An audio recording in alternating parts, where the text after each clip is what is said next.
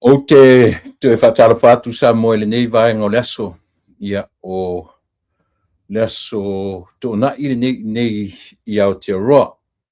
O lo whapea lava o na whaopea ia le whainga malanga i le nei fo ia tunu tele o New Zealand. Ia o lea ua lo na luai ni o tātou por kalame o whapea o na tu insa o ina atu i le malo New Zealand. Lea o lo whaima iai ia malolonga fo i.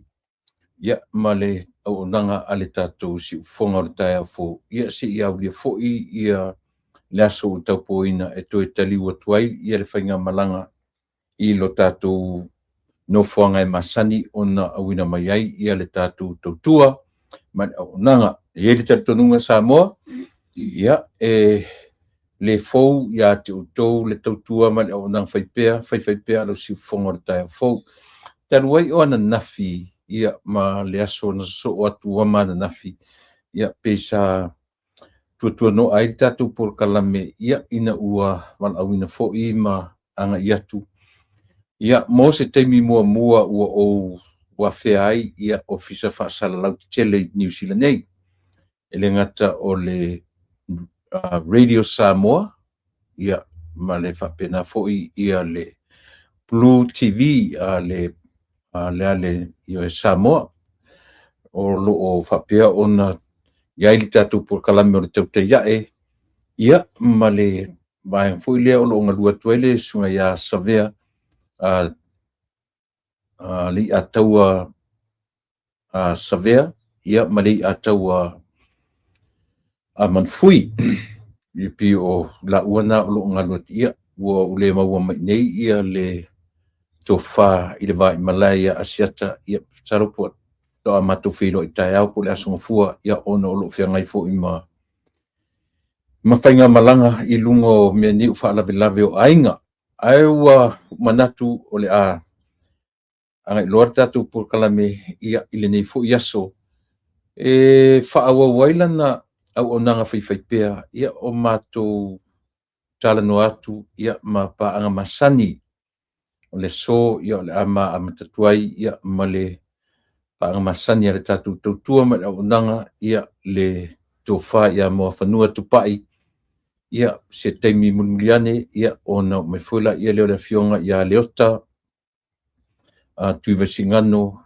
le mamea o la matu le o pa mai i o la lau whanua i o le la matu ngā lulua tuai i o la fo i lau ele ia mo se teimi mua ia te tununga Samoa na tātou wafe lava i le amatanga o mea uma tātou te paanono manu lava i le atua pio na masani ai ia se fo i lo pepele ne fo i wauli ia lau tu whaafonga ia o si uson fatua o loo tali malo ia tiau ia lea ua tarusanga ina tiu mei whaonga lau rua mea lofa na iau rua si ufafonga ia usunyai le pese o le tātou lotu ia na amatai le o le tātou por kalame ia usi mei le whaafonga na tātou wanga i le tua i se pese o le tātou lotu matwhala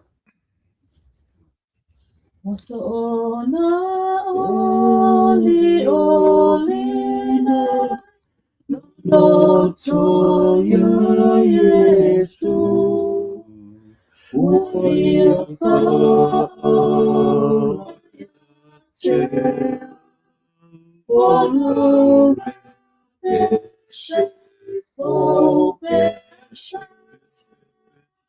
Hallelujah. Hallelujah. Hallelujah. Yeshua.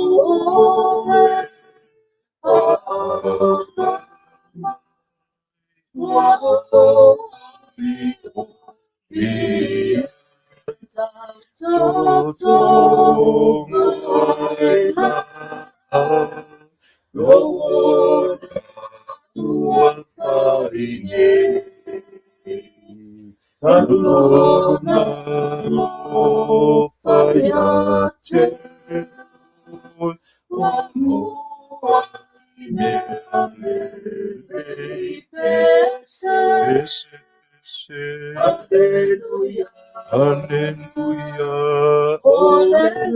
Oluanganga Yesu ole whauramai wa oli oli ai pese pese Alleluia Oluanganga Yesu ole whauramai wa oli oli ai. Whaftai le atua lo mātou tamā malo pule, whaftai le alofa, whaftai le angalelei.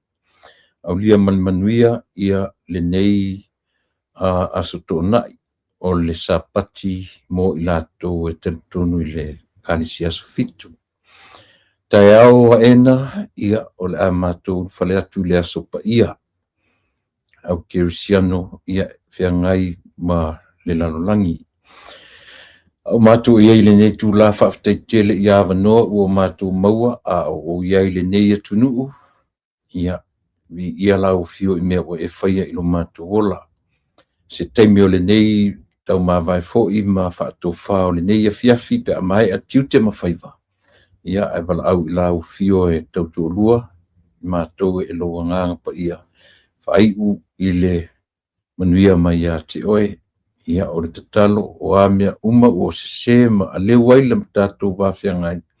I ui mangalo mea uma i loa lofa ma loa ngale le Yesu.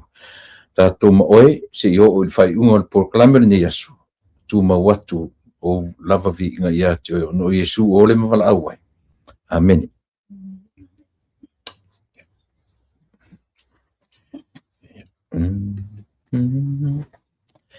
Ia.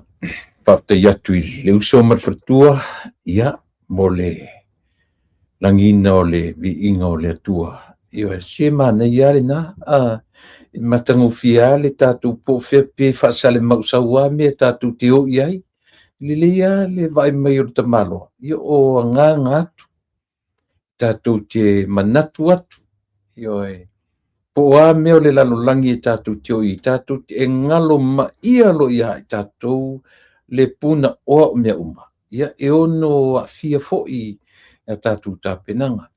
Ai au tatu loa lava on tatu apa i le pule au o mea uma. Ia whengo fi foi o na talia i so se mea tatu te whaatonga tuai.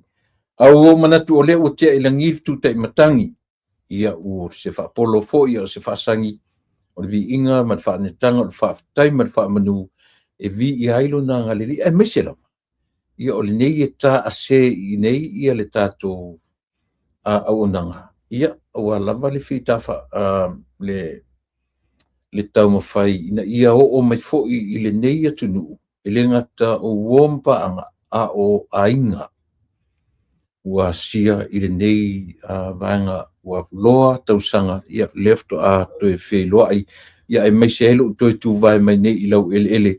Ia pe na usau iai o tala vou alu ola. Io e tala vou a salo te o mai nei lo sfuvalu tau sanga. 17, 18 years old when I was there. And when I was here. Le temi muli lava. No o wasi ai a inga i nei. I le nei atu no usau i le temi o lau te se fuvalu. Sufitu. I le sfuvalu o tau sanga. Ia leo uono sfuma le lima. Ia Afrikane la. Pasi umi, no siria mai fast tau sanga. Talu o nau mai ile nei atunu o New Zealand.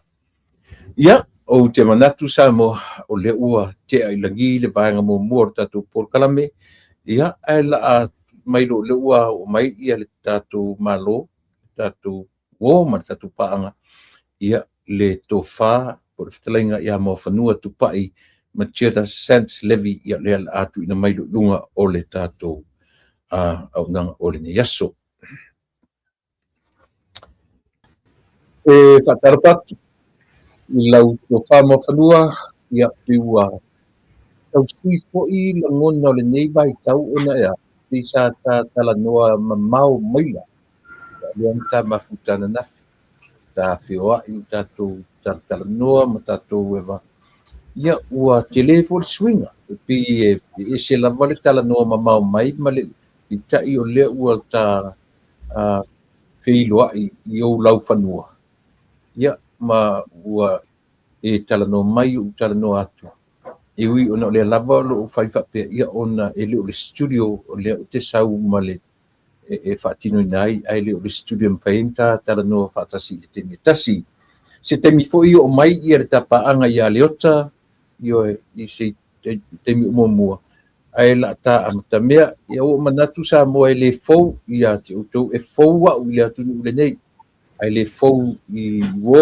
paanga ale si fonga le tai fou le po kalame lupe fa lele ia fofonga ia o lo e silsila mai ia le ta ia mo fanua po to fa ia mo fanua ia maso patava te mi foi o mai leota ia o i matou nei ia o lo tau toina lo tau pa ia ma lo tau mamalu ia i lalo le au nanga ale lupe fa lele ia ai manatu avatia le nei avanua e te fa lau tele le tafatalo fa ia i lau tau fa mo fanua mat falo ia fa time mo le avanua tu la epa ia e fon fa pi atu i lau fa talo fa le mamalu le atunu ia talo fa sa mo so se vaenga o le ke lope e maua mai le au nanga le lupe fa lele ia malo sui fo maua malo le ala fa i mai whanunga le leo tai au ia o lea le a mātau mawhai atu ina ia oto ma wha lau i loa nisi o mea o lo tutupu si o tātou atunu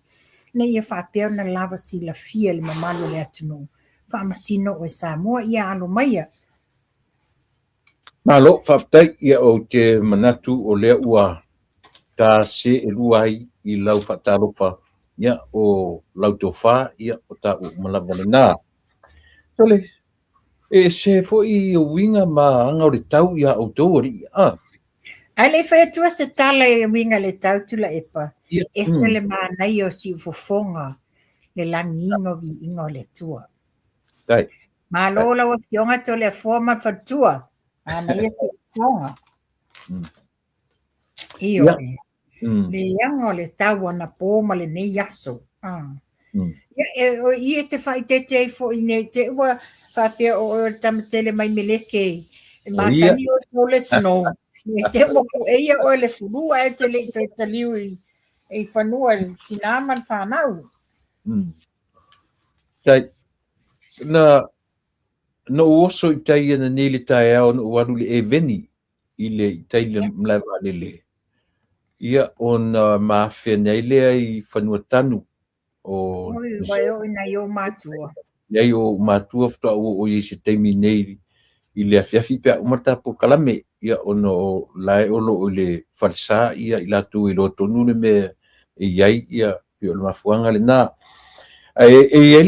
le pe timu ne tai au maling lava timu o latel lava lele ia mali savili lava lato malu o savili au le lava tatu le sama e fa pe winga masani o tau auto a fo fato le tau e felan wai o le taimi ua matua ia le wana e sila fiana nafi ia le tanga i mai tu le epa ua oto e whaangaina le ula le whaasoa na mai ana no sa lotu o loi tono pusa isa you know the roses are still alive anyway o le taimi matua i munga la e te lefia ali fafo le la pero na e sila fiana nafi tato ye le maliu a o ne le tai au le tā le whaalwa veau na usuaita whiawhinga nuenga o kalmalo si timunga ma le matangi.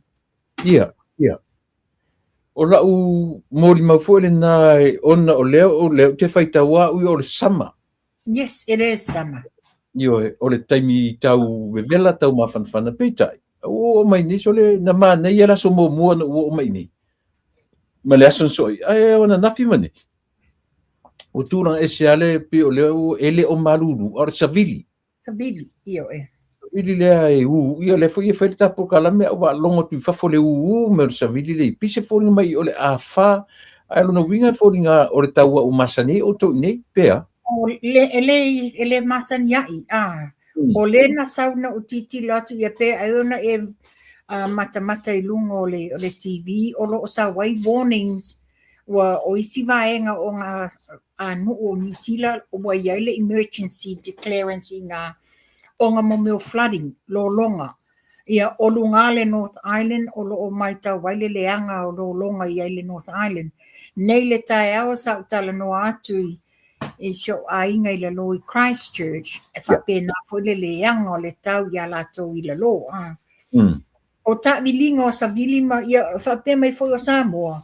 Tai le sa tato i le ainga le maliwa nafi. E whapena mai o Samoa o le leanga o timunga i Samoa.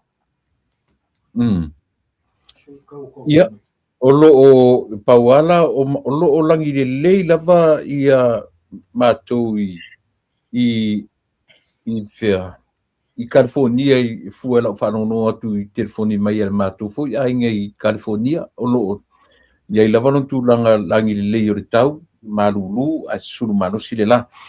Sa o... O lewa ula maleli o tawhia, wa sui umal tau o New Zealand na wa ea fio mai. Uso. Maro safe.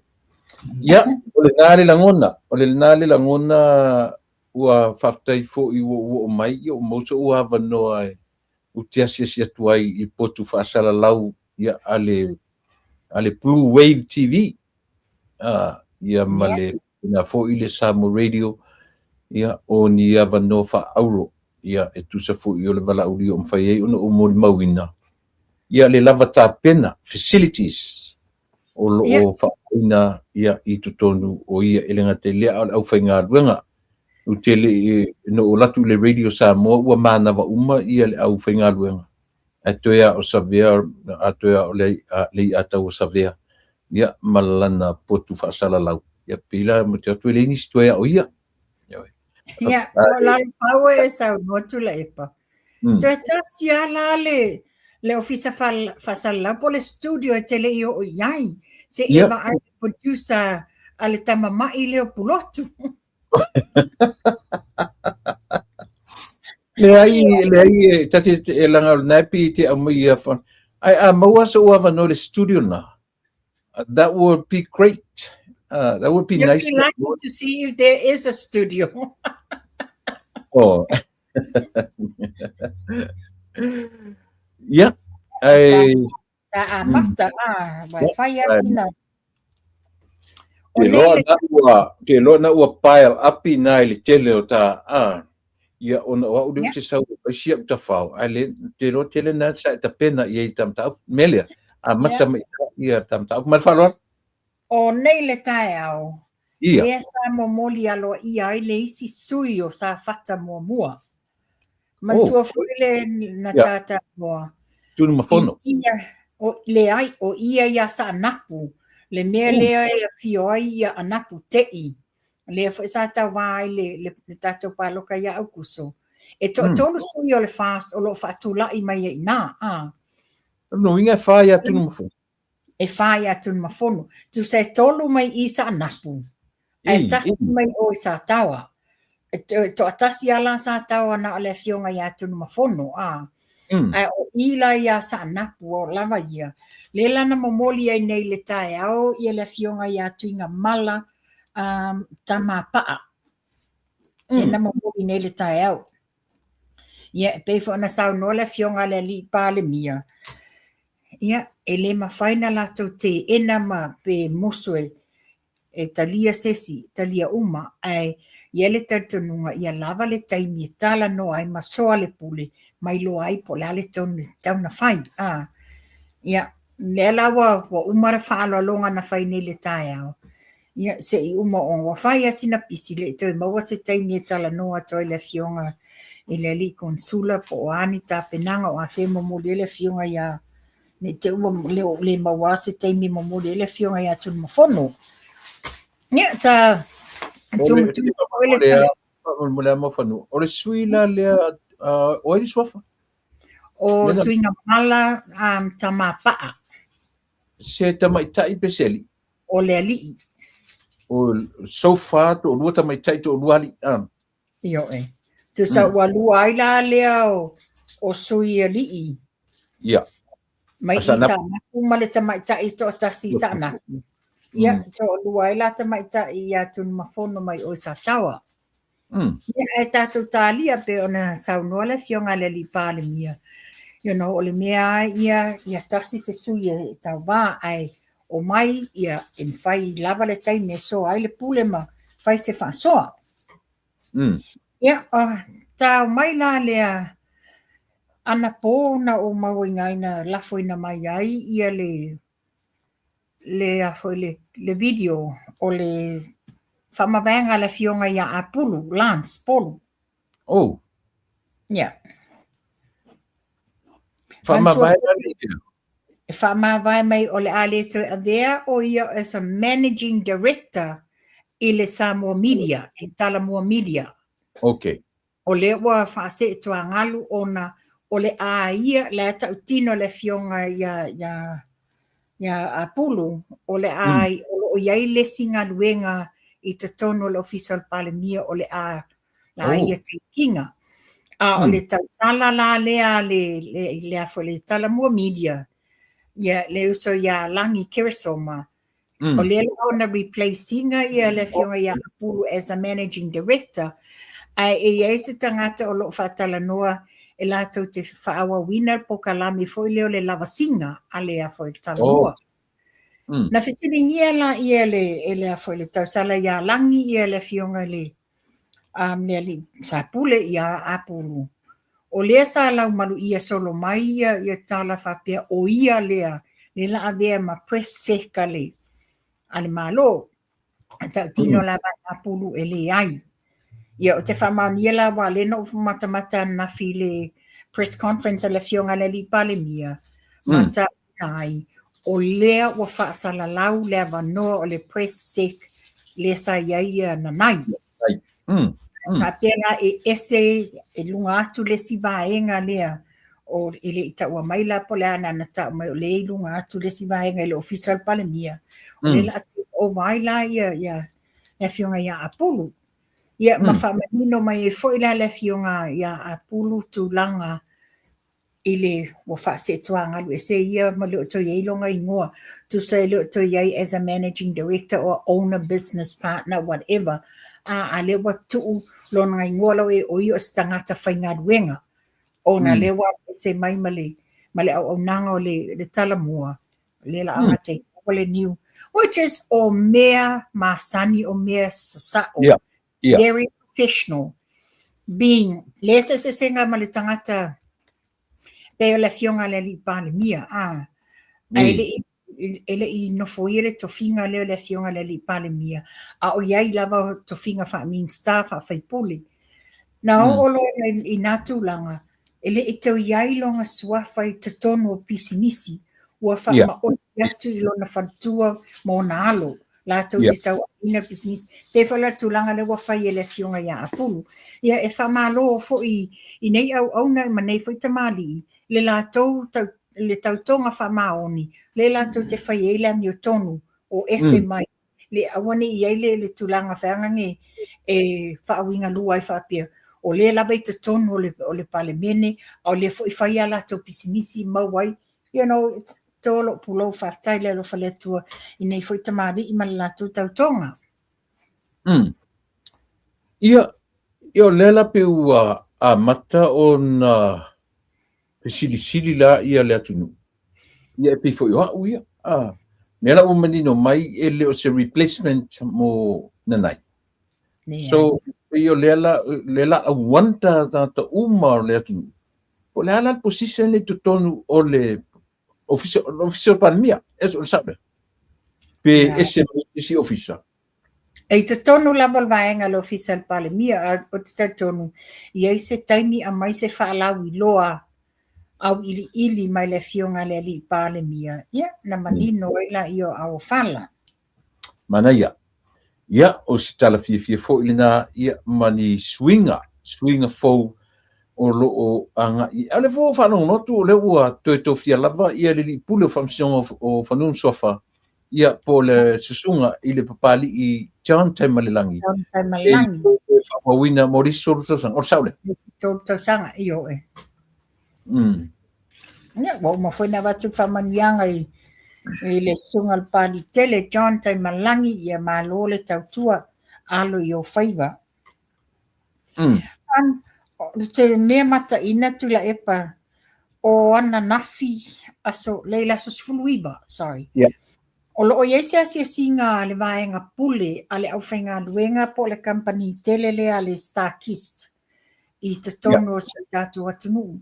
O lo whapea na lato whono haima a fionga ale tamaitai mean star o tupe le fionga ia mui pola na rosa o le director and senior management ma le HR management ale Starkist. O le wa taunu atu Samoa ina ia faise lato engagement within government with portfolio ina ia whaalelea le connecting o tangata whainga luenga ia watu te tonu i te tuila, the labour mobility, ia ma le workforce development mo tātou tangata. E sele mana i o le nei, le au nanga nei whai whaatasi i le vā o Samoa i sisifo, ia mo te tātou polu, ia whapele mo ia tutuila mamanua. O lo o yeila nia lātou fuafuanga e whai, mo le whaalelea la lea o le au nanga e maisi o tātou tangata whainga luenga o le watu tutuila. Ia mano fuanga la fausiani no fuanga no fuai ma malu pui pui ai lātou. Ia mantua foi, o le mele o lo tau mawhai e whainga malo. Ona to tele foi o alo mawhanau leo mai nei RSE, ngā luenga wha taimi leo mai nei New Zealand, ma Australia. Ia ele i ai se sesi o nei fo i alo ma whanau ua whano se soifua mai tutuila. Ai o lea lava e tupu le mele nei i a tātou New Zealand ma Australia. Ona fo i la lea e esel me o lo o maia nei alo ma whanau no foai.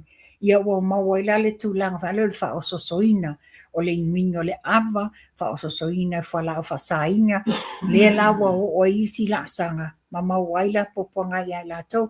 Ai whawhitai o lo o malu pui puia le whenga inga le vāo tātou matutuila ma manua. Ine le lapta inga la le vava ai o tangata whainga luenga. O le tāua na o le vaenga le o le ato Samoa. E mo ia ua lewa o na whaia whiutanga ina i le vāo motu e lua. Ai le i o ni o ngai e so o tangai tino ma mawhauwhaunga o tangata. E mo ia peita whiutanga i ana o lunga. Na o lunga i taitai. Peitai o le ua pai mai tangata nu. Ne ua langona tangata nu of both islands of Samoa. Ia le tāua o le manino ma le malama o le nofo le lei ma le nofo whealwhani. O Samoa lava, o Samoa. Pe sae, pe sifo, a ia manino e ona tangata tutupua i leo ngā tupulanga ma le tupulanga. Ona o le ua maa vai, ona o swinga o le ngoa Samoa ma Amerika Samoa. Ioe, pe o le pe ua tuputele ai ia a manino le ua amata mea le whatutua i le tua Samoa utasi. Ia ma ila ko vana foi ma le lutena ko vana Amerika Samoa.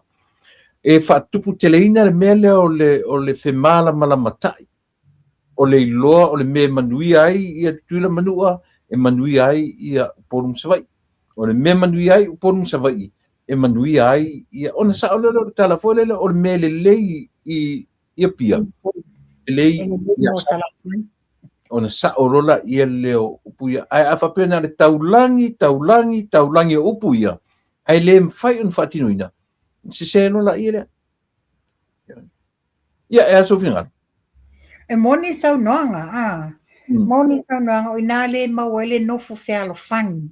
Se lango mai ile tau inga develop ia sio tātou fo i pito i polo masawai ia whapena fo i tutuila mamanua. Pena sau noa le fionga le li palimia. E ui lava i ngā luenga whawai taimi o i New Zealand ma Australia. Ai pe o tutuila number 1 le te leo le value o le tāla e tasi. Yes. Ona o le mawalunga o le currency e le malo tele meleke. E tasi tāla tutuila. Ai o atu ia pia tu i titi tolu tāla. Ia le te mai tauina foi vai aso talu ai te luani va aso te le sau sai foi sia mātou maliu sa whai e Samoa na la foi tupe o le maua lalo le rate o le tupe New Zealand Samoa. It's under lea la vai lalo o le tāla ono sfulu le tāla. Ia. Ia, pi o le saoe tala le fionga lili pale mia, ioe. E tusa fai tau fia afe te sau e te aru New York, e tau mawai se US dollar. Ana lo me ia e tutuila manua mawai na, e tutusa le tala Amerika le i New York. Ma le tala Amerika le mawai, o le tau ale nafso ta inga lea. Tau ale le o mana tu natu i eili to tele o taitai. Au le tasi le me tau o le maua le lei, e le taitai inga ale malo o lo tuna i mai ili te minei. O le e senga mo me currencies ale lalolangi i mo me i mo le atina. E se vai la le vai ale fionga le li pare mia. E le te le tau turi te sau te aru i New York, pe te sau i LA, pe te sau i Fair. Le ai na lo oso e te tuila. E se taua.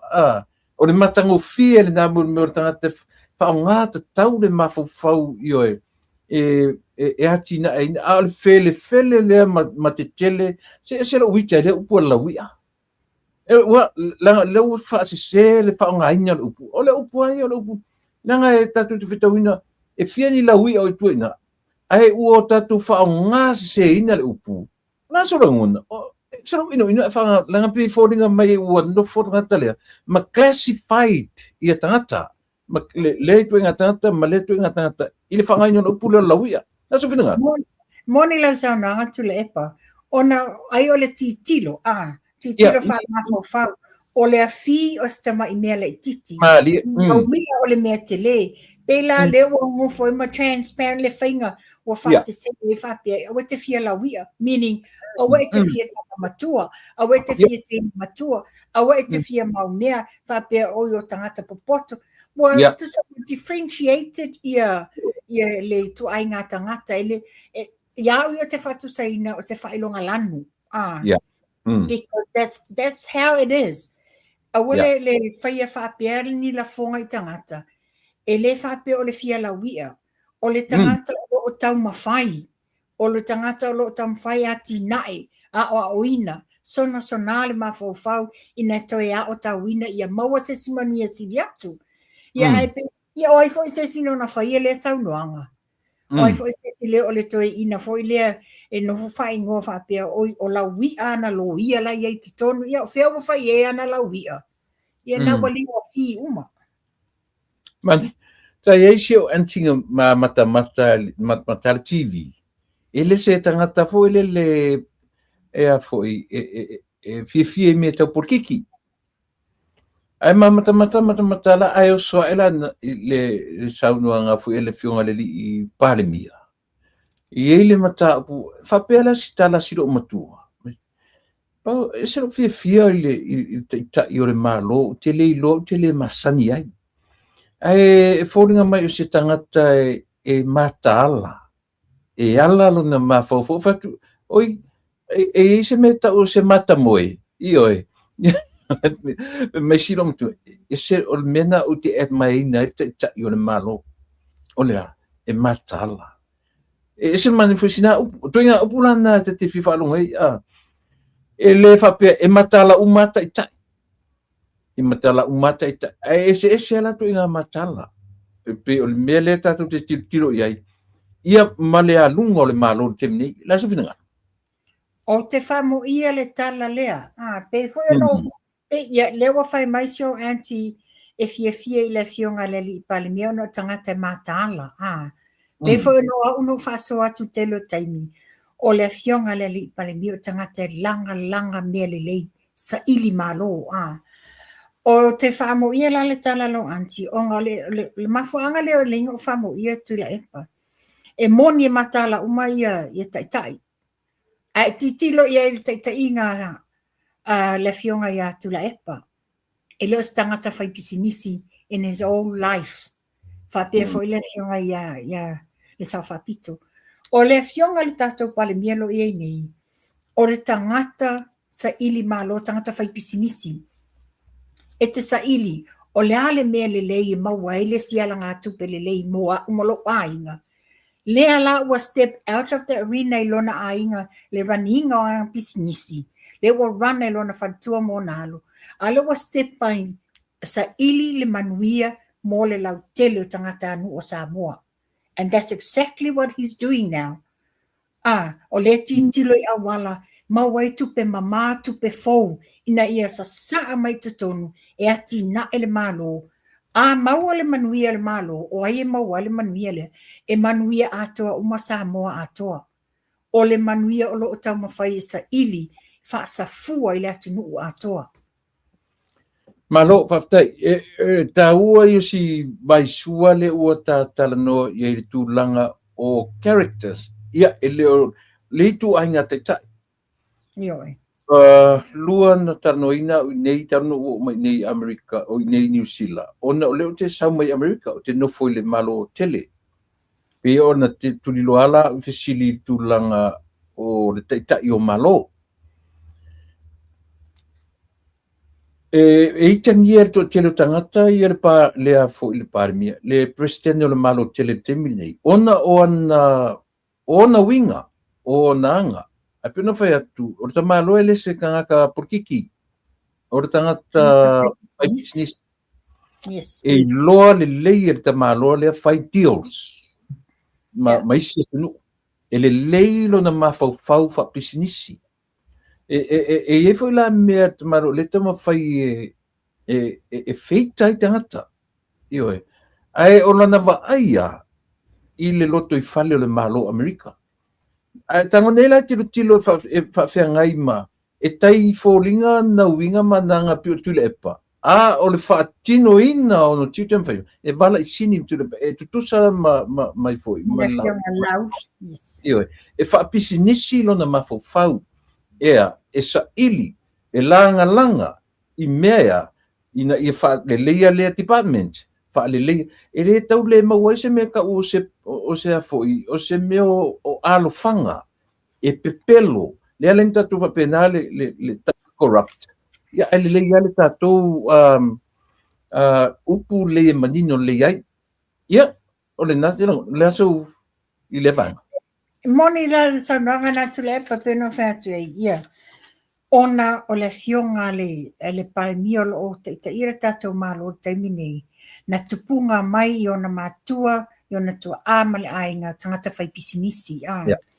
E sa ili le manuia o le ainga. A le teimi le I, ua le o toi to tono le ainga. A o le watu lai o le taitai o le atunu atua. O ia la le wa ngafa mangaluenga sa ili me maua le manuia mo Samoa atoa. O le esenga na le ia nei ia le tauno fa fetai le fionga le li palemia e le nofu le lei sa ili uma vaenga o matanga luenga le malo o lo iai fa le tonu o le ale fofo le fa fitauli ma le fa fitauli he walks the talk le mele fa nei na ngai loa al fa le tonu le matanga luenga ele tau fatali e tu masawali sa ili le fo iai. Ia, sartai tu leo mai ia le tau foi matapaanga. Ia, la mai lunga. Ia ona e fatu le ia e fai mau tasui. Ia la fionga ia leota. Ia, sauno ia mo fanu. Malo so fuela wa fionga leota. Ia, wa umatu ale tato lunch le vai aso wa te nei matatu ta api. Ia le toi whelongo nai, ia, alo maia, o le neiwa maa mata mea ma le tatou tonu mai Amerika. Ia se e batu fo ia tatala noa I meo lo tutupu si o tatou watu nui Samoa. Ini mea le lei, ni mea fo I wha le lei ai. Ia, alo maia. Ia, after I tele lava mo le whawhelo inga, ia, whaftai atu fo I le loa mata mea fo I nei fo I te malei tu lao le aso. Ia, sa mana ia la te whalong longo whapea ai longa o le mana ia fo I le lua sa se lua, ia ai wafanua, ia la tatou alua ia lau whatalo whalnana na moli ang le la, ia whapea fo ia le sunga ia tu lepa. Ia, toi whatalo whatoi fo le malumal pa i o le atunu. O lo whapea on whafunga mai ia me se fo lo sa se lua le nei vai taimi. Aftai. Malo whawhai. Whataro whatfo i lau whionga leota ia na ua whetalai mo whanua whai mitatu sui. E te pai mai, o le matitala noa i le mta upua. O le ia ma whanua tuina tia ina tue palo tele mai tam ta upua ia ona pi mai le i o le whionga ia leota ma whalon. O te taton fo leota e te au whatasi fo i mase manatu. Tūlanga lea i le tainga le ia i nei le tatou whainga malo o le whionga le li pale mia o se tangata e langa mea sa ili malo a wā se manuia lau tele o le atunu. Le pe ono o whai atu le ia tu la epa. O le se sengo o tainga nei. E tainga atu la epa. E leo se tangata whai pisinisi. You know, it's so therefore ele yeso na tūlanga whaangale it's a ili se manuia mo le lau tele o tangata. So o mai foi le fionga sa whapito. O le se senga la matato te taile ia nei le fionga al palemia. O tangata na tupunga e io na tua tangata whai pisinisi. Lela wa umale sa ilinga o pisinisi mo le leo ainga. Wa mea o io le tamau le atunu. O leo ua whaalau tele lana sa ilinga a wase manuia sa fua i o tātou tangata. Ia. O la wa ufa o popo atu le na ia i le fionga i atu le epa. Ia, sauno ia, leota, la supinga lo ingale. E momoli atu le whamalo, mal whaftai le mtaupu le ua langa. Ai sao le ale saunoanga mofonua. O le taitai le nei. E le o whaia mo ia malona ainga. Ia poso na i tu malo fo. O le whai mo sa mo atoa. O le langa mea la le o toe tātou toe wā ai atu nei, ei ma toe sila te le atunu. Le o a fo i tātou au so i Amerika Samoa. O le o toe whawhau le tātou sotanga lea. Au ai mana o mia wa Amerika Samoa tātou te mana o mia fo Amerika Samoa. O se tai lai pito sili ona ola le lona soifua i tono mene o e wha toi whaia wha le o le atunu e matoe au mai whatasi i atunu i tu i lua. Peo lau fo na wa i ai no loa mai fo i ai le sunga i le fionga i le li palmia o la titi. O se tangata fo i e se songsonga. Yo na fai pisingisi mai fo ia le fionga le li palmia o la titi. Ia o mai la temin nei. O le training nga moa mai le vai temin na o na matua. E la wala wa o tatu sisilai. O le me pito sili na taua ia te au tu le pama mo fanua. O le toe wha foi.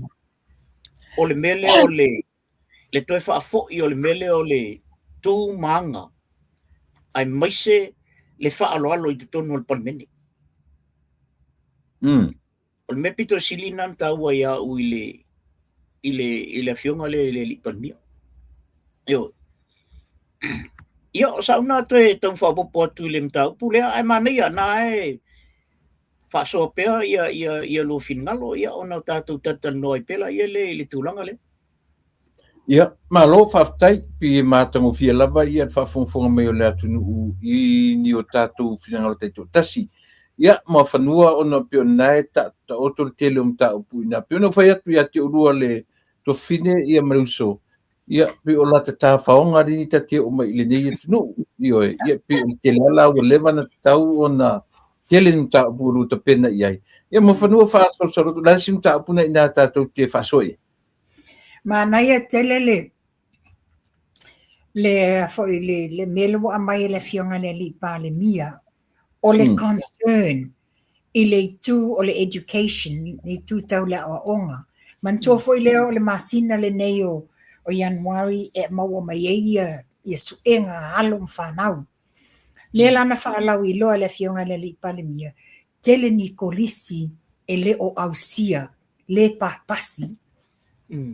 Le la e mai e lana concern wa leva na o le me wa leva a o te whaftai la fionga le li palimia e le o nga nga maua le tūlanga wo iai le o nga whanau sa iri lo le vai fufo le la wa whai ele fufuanga ma mai e foi la fionga le li palimia pe na silingi e le autostala pe ai sea wa le na tupu le mea le nei e moni e tamnoanga le fionga le li palimia man tua foi sa whai tasi uma pe tasi le tū malo o isi tu malo e ia o nga tūlanga lua, e iai kolisi. O isi tu malo e leini kolisi a, e o uma ia isi tu malo, po fele si tu malo, so o le ier kolisi. E o ia na whanau, al melen tupu nei. Pe ia wa, whai lava lea o nga le nuu ia, wa whai lava tūlanga lua. Wa mawaila le mea lea. Wa vai ai le telo whai a onga. Wa le lava whai a onga, i le kolisi ma, wa split up for ya onga. Wa le lava for ya onga. La to te o ta wina de tele o whanau. Lela wa mai, ma lena sui e fo ia whainga malo. I le taimina sui ia le system le o whaanga ina le whaingo suenga. Wa ese le syllabus le sa whaanga. Ia a le whape o tatalo ina la le fionga le lipa le mia marka peneta. Le fionga le min star. Ia Dr. Aiono. E ke roma, ina ia whai se fufuanga ma tapena mai ni me to e whai e se whaale leia, ina ia maua alo ma whanau. Ia wa atu langa le me le telo isi tamaiti wa skipi ia vasenga, and by the time e o mai lunga vasenga mawalunga, wa le tu sai le mafau fau le tamatiti ma le mamafau o avenga o suenga, mata upu tau suenga. Ia pe la wa le faso fa fitai le fionga le li pal mia marka peneta ile tilo to le tele fa fitauli mantua o le onga o le lumana ile o sio tato atunu ale le leila ya o ina o alom fana o aini tama fana ile lumana ila tote fa awa le ngadwenga ina ia fa le layer tato atunu malo faftei mafanua ia on e taua si mata upu leo tatu i leota. Ia, e telefoni tātala no leota me e taua onga. Ai, o lea ia i atua inga matala o lo whapea mai. O le toa tele o minsta ma meo ma taitai o lea tunu e leo tangata lele ni onga. Inisi foi o a foi o le tio whaasala lau o lo latulanga noinga ia. Ai te mana tua ui ele tele i ele kako energy e whaamtala i e tu inga tangata. Ai o le tau al mele wa mai e mawhanua o tulanga wa onga. E te loa. E ia onga o le matu o le tau al mele au mai e le fionga i le li palimia. E tau mai mala onga le matu tu malo korisi o mata e vapi. Tasina korisi e mana o mia fisoswani. O foi lá ai e kalesia i korisi uma le matu e kalesia le fakasa. Na esa wa inale tala e mana o mia o tele uloa lapo mo o mia fisoswani ona o tulanga tautongi po o mea tau facilities o falea onga ma me whapena o tero manino. Tia mai sofina ngaro leo tele vanga le whamone moe. Mana ia le mele wa mai e mo whanua. O le polokiki a le wali ia nga, o le kumai lava o lea whaipule, mana o whaise latu whalea onga, mana o whaise latu college, mana o whaile o le whaalawe lawe lalna, langa ua mai e tau ma whai mene o a onga, ina ia baua i pea i o le latu a wanua i tono palmeni. Ai le sa i se mea, e tala whea unga, ma whai a onga, ma le amount o whai a onga la iei. Te leo whale a onga lana to e tāpuni uma. Whau, le uma no whau, tāpuni. Aisea, langa ngā langa whai. Onga ia, maua pea ia le vote e le whai pule. Ia o le mea mua na i lau wai i le mea o tupun whawhitauri. O le mea lana lua. Wa le aise nau ta inga o toi ai, fo ele le i to tonu o nai whai a onga. Ina ia whaale leia le tu o a onga. O le tele I o le result leanga lena o I whale tonu lena umatu ne. Ia. Tele I o le tamatiti le pasi. A le fesili o lea ua whaia o ngā whiawhi. O wa poe o whaia nefuzia mo nise si ai o I Samoa. E a vea ia o ngā whiawhi fo ia ana I tangata ia. O peila o tau tele atu leo tangata a vea lato tamaiti lea o ngā whiawhi. Ni. A o wha tutua na ia le. A ia mana tua le. O a onga ia, a onga sawa ia le tau no ia onga. O a onga ngā lesu e suenga. A onga whiawhi o a onga e a soswani ia I mea onga tamaiti. Ia pe o la ona baba ia tu ia I fo le I le tulanga leo te baba ia tu ia. Ia a o tato I le tulanga lea tu le pa. Ia e awana na watoi fo ia se whamtalanga. O te alu I Samoa le so lusfu tonu. E mateo male aiti o le usa fo ile na maia ia so swani le mateo e ave. O mo meo o laptop se ave whaongai I lalo la level le lalo I le primary school. E tolu rani a o ngai o isa wa I o leo o filfili ia e ave ia I so swani lea. O le pela na le o lo mafo faule e tu le pa ma mo fanua. A le leinga pio mai le ia lalo. E o tu lunga wa matua I mawa le a onga le tamatiti. Ma nei a leo tatu tachi le tu leo a onga. Ono le tu tonu ale leo te nau I. E lua mea pito sili ona ta ua I so se tonu ua. O le health. Ma le education. Yep. Mani.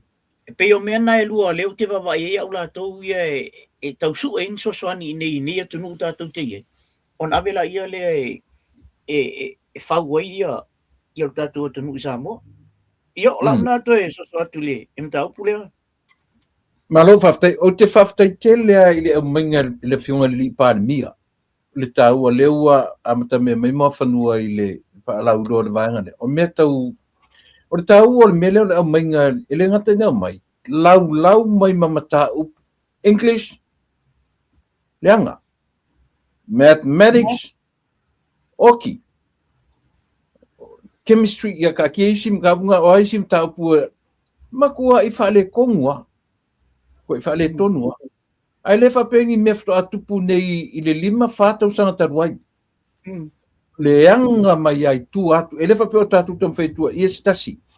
Ma whanua mai foi. O lona winga ai au tau sila sa moe le whē I lafi o whale a onga I e whawhau nei. E peo tawa in whale a onga o universite ia onga tunanga lua. A le ano whale a ia ma me whaasino e a onga matongi o tam. Ia le lau whai mai li pandemia. Ma toe tā e am tatu toe fo'i e tue mo meo syllabus o curriculum so o a onga. Ia pio tātou vai teimi. E tau te su e Samoa. Ai tongi mai I nei New Zealand tātou pepa.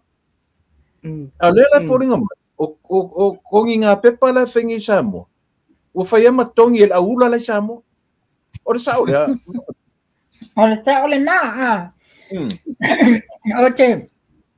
O te piyama le manato le ota. Ona le mele le tula I mai. O le tula I mai au le fai pule sueso na lanu longa I tu malo. Ina ia guarantee ai le vote mo le 5 tausanga. Ia.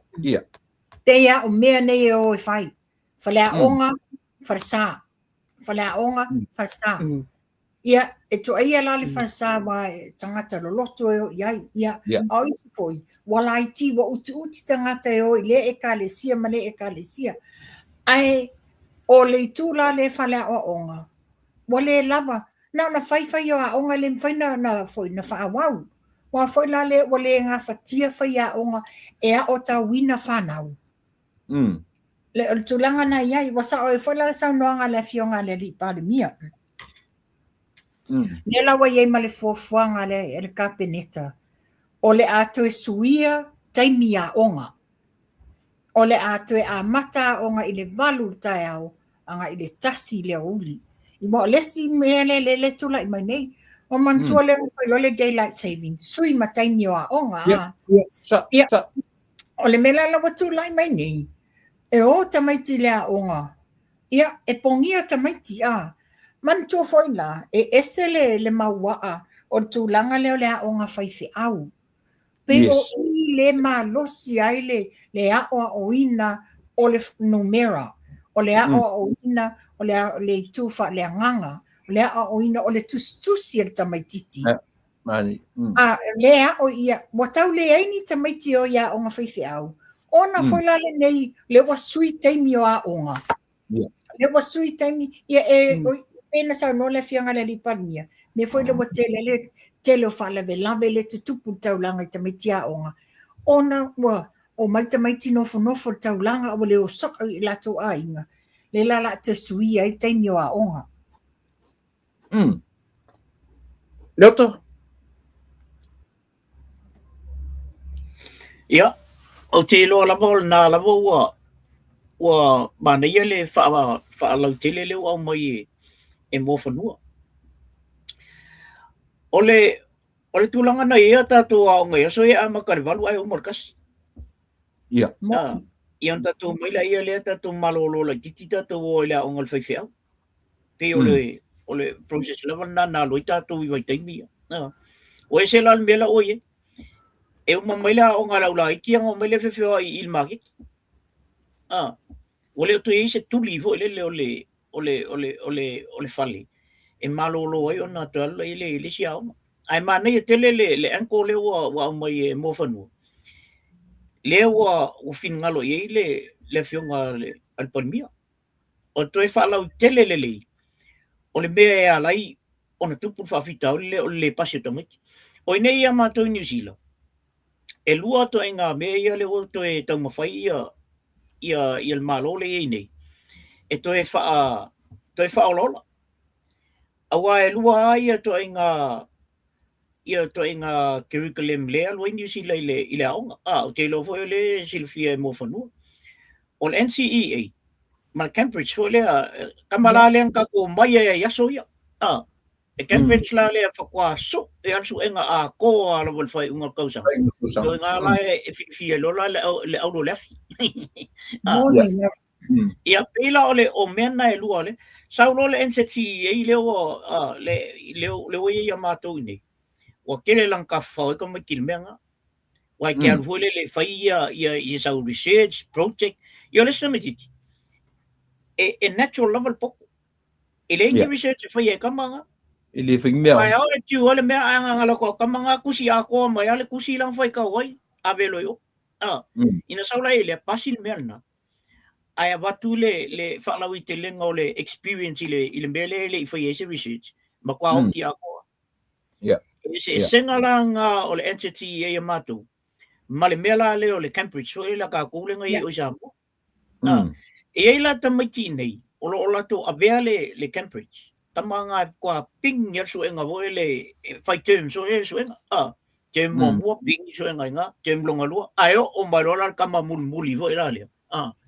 kamalanga o ke i vo ya angelo lango ko kakalo fa fia ia pasilak suen ia peole Tama ia le Moni le sau noanga le ota tūlanga lea le tele le fesuia inga o le NCEA le wa iai nei ia mantua le NCEA le nei e build up our points ia le sita titi lato lo wala au laka le umatau sanga nei le lavangi points na sau le to try and struggle e to ea o uma me ina ia silia atu ni points na te maua le fo le tele na tele au le papasi o le aso lua no ufaitawa le Herald se tamaititi saina 11-year-old na le se furu tasi tau sanga a wona au sia maka o le NCEA i le level mawalunga sa ole o le la ia tutuna inga is he too young to go to the next step e ave ini mata upuli universite but pena sa no le o le se tamaititi a natural lavale le tamaya you know those are the ones with the strong IQ tato le se foi mele le tanga i foi ai O inei atunu nei la fo sila fia leota. There's been a research wa umana file survey. Mai ta wina tato whanau, along whanau al Pasifika. E longo fia along whanau na a mata mai ao preschoolers ia onga a mata i New Zealand. Le e whaingo fia na latoa o ina le ngana Peretania i te tonu a onga. Ai o tamaiti nei o loo ma whaila wana lato tau ave ina le ngana whasamoa. E whaingo fia translate ia object or whatever in English as well in Samoa. O i lato nei o loo le leile level o latoa o onga. Ia mantua mai la Samoa. Wa toile, wa tawa na le o alum whanau ia onga whaifi au. O le iei lea onga le whai. Ia whaftai na fionga le li paramia. E le tūlanga la toi whetutu na i taimi o a onga. Na ia lava taimi o i tamaiti ia onga le whaifi au. Malo, le hase lua fina ngalo le mea lea i le si i tia o le nanu o tamaiti Samoa. O lea ua ta whaalongo atu. Ma tau tia o tele i tutonu o taulanga e communicate tamaiti le nanu. E le whapenata tau vai taimi. I o i tamaiti pi o le vai taimi o tātou ia se vangana tamaiti mteni te awhakasi e whapena wa e communicate le nanu. A lela o ta wharongo ni. E o i tamaiti foi e maitua ma sa vai ua lele. Malanga le te mo mawina mai lunga o neme o Facebook me whapena. Te le vave le spoken language, le nanu. A lela whamene pare mia e o ki le English. O ki le mathematics, o ki le English, o ki le science. La whawhewhea na fua te tau na pa leni mele. O le leo le nanu tala noa tamiti whafo mai out of the classroom I lunga o le awara tele matatono me. Whawhen pa leni le leo le nanu ma result sa suenga. Ia tamata mea mawhanua. Ia o le tūlanga le iai peo na o whai atu o le research i nei New Zealand ma le survey na amata. Ona na iele vai taimi na alu o tau le tele ni alo ma whanau al Pasifika. La tau te ausia le tele o maka mawalulunga A o lena maua mai eila I le matomtanga duenga. O le toa tele o alum whanau o le o unai ia whanau a mata mai a onga a mata. And bilingual o I lātou nei le telele knowledge and understanding. O I lātou foila nei o le lātou te ausia maka mawadulunga E compare I tamaiti e le o ia onga a mata. O le tūlanga la le iai. Na le nanu whaalongo tala noa. E la tele o e whaini dato research. E la tele o malama o le translation le from Samoan to English. Then na ilo le la tole me ton whai. Whereas le la le tupu pe mele wa sa noai io I Samoa e te pasi po fele me te whetau iai e te whaalongo. Whena nui. A le la wa sa to o a onga. E le pasi le ingilisi. E le pasi le fole maths. But these are the very simple subject. So o se tangata whaingarenga, so o se Samoa, so se atu nuu lama fōi. Pea o ingilisi ma le numera. A le leilau ingilisi e mawhai na mawalau ngā luenga le lei wa le whapera ngā le ingilisi ngangu. O le tusi. And the general knowledge and understanding. Ia almela le tula I mai nei pena sau no le fianga le pandemia. E oki uma mene fa fena mo le lumana I o alom whanau. Leota. Ia mana tele mta pule. Ona o ulista tana mawal tu ngā mele. O lo tapo pole ia fole le wai. Ele le sa ka English kaukala. Aina o sau inei o whai aonga lua se funtau sanga taluai. O whai se kele asi lewanga. No whai aonga I tamiti fo I ta o le Waitakere Alternative School. Ka bawo le ko kuli mai aonga ngā maile I ngā ele. O le maalia la o le tamititi Māori. O le sawa o le ngau. Ai whai akura ia kango e kusi le mai se paragraph o se mea. makua le loa la beta maiti fa basenga le tu tea po le ale me alu ile upule ile lenga le on malia ia vo le la mai tau o tanga roa ia tu ile tu le Samoa ina o ina ia la ufana na mau ai vo ina ilau lo le ia e ia tatou upu foi e Samoa o le tatou te whaanga se i whai upu. Ai ono tatou ele leia tatou tala wha Samoa. Lalai alu ama whapeala ia leo tangata i o lai sa. Peo upu i o le lou, o lau, peo upu whapena. O mai lai le wha English. No moa ai foi ia lo oteli.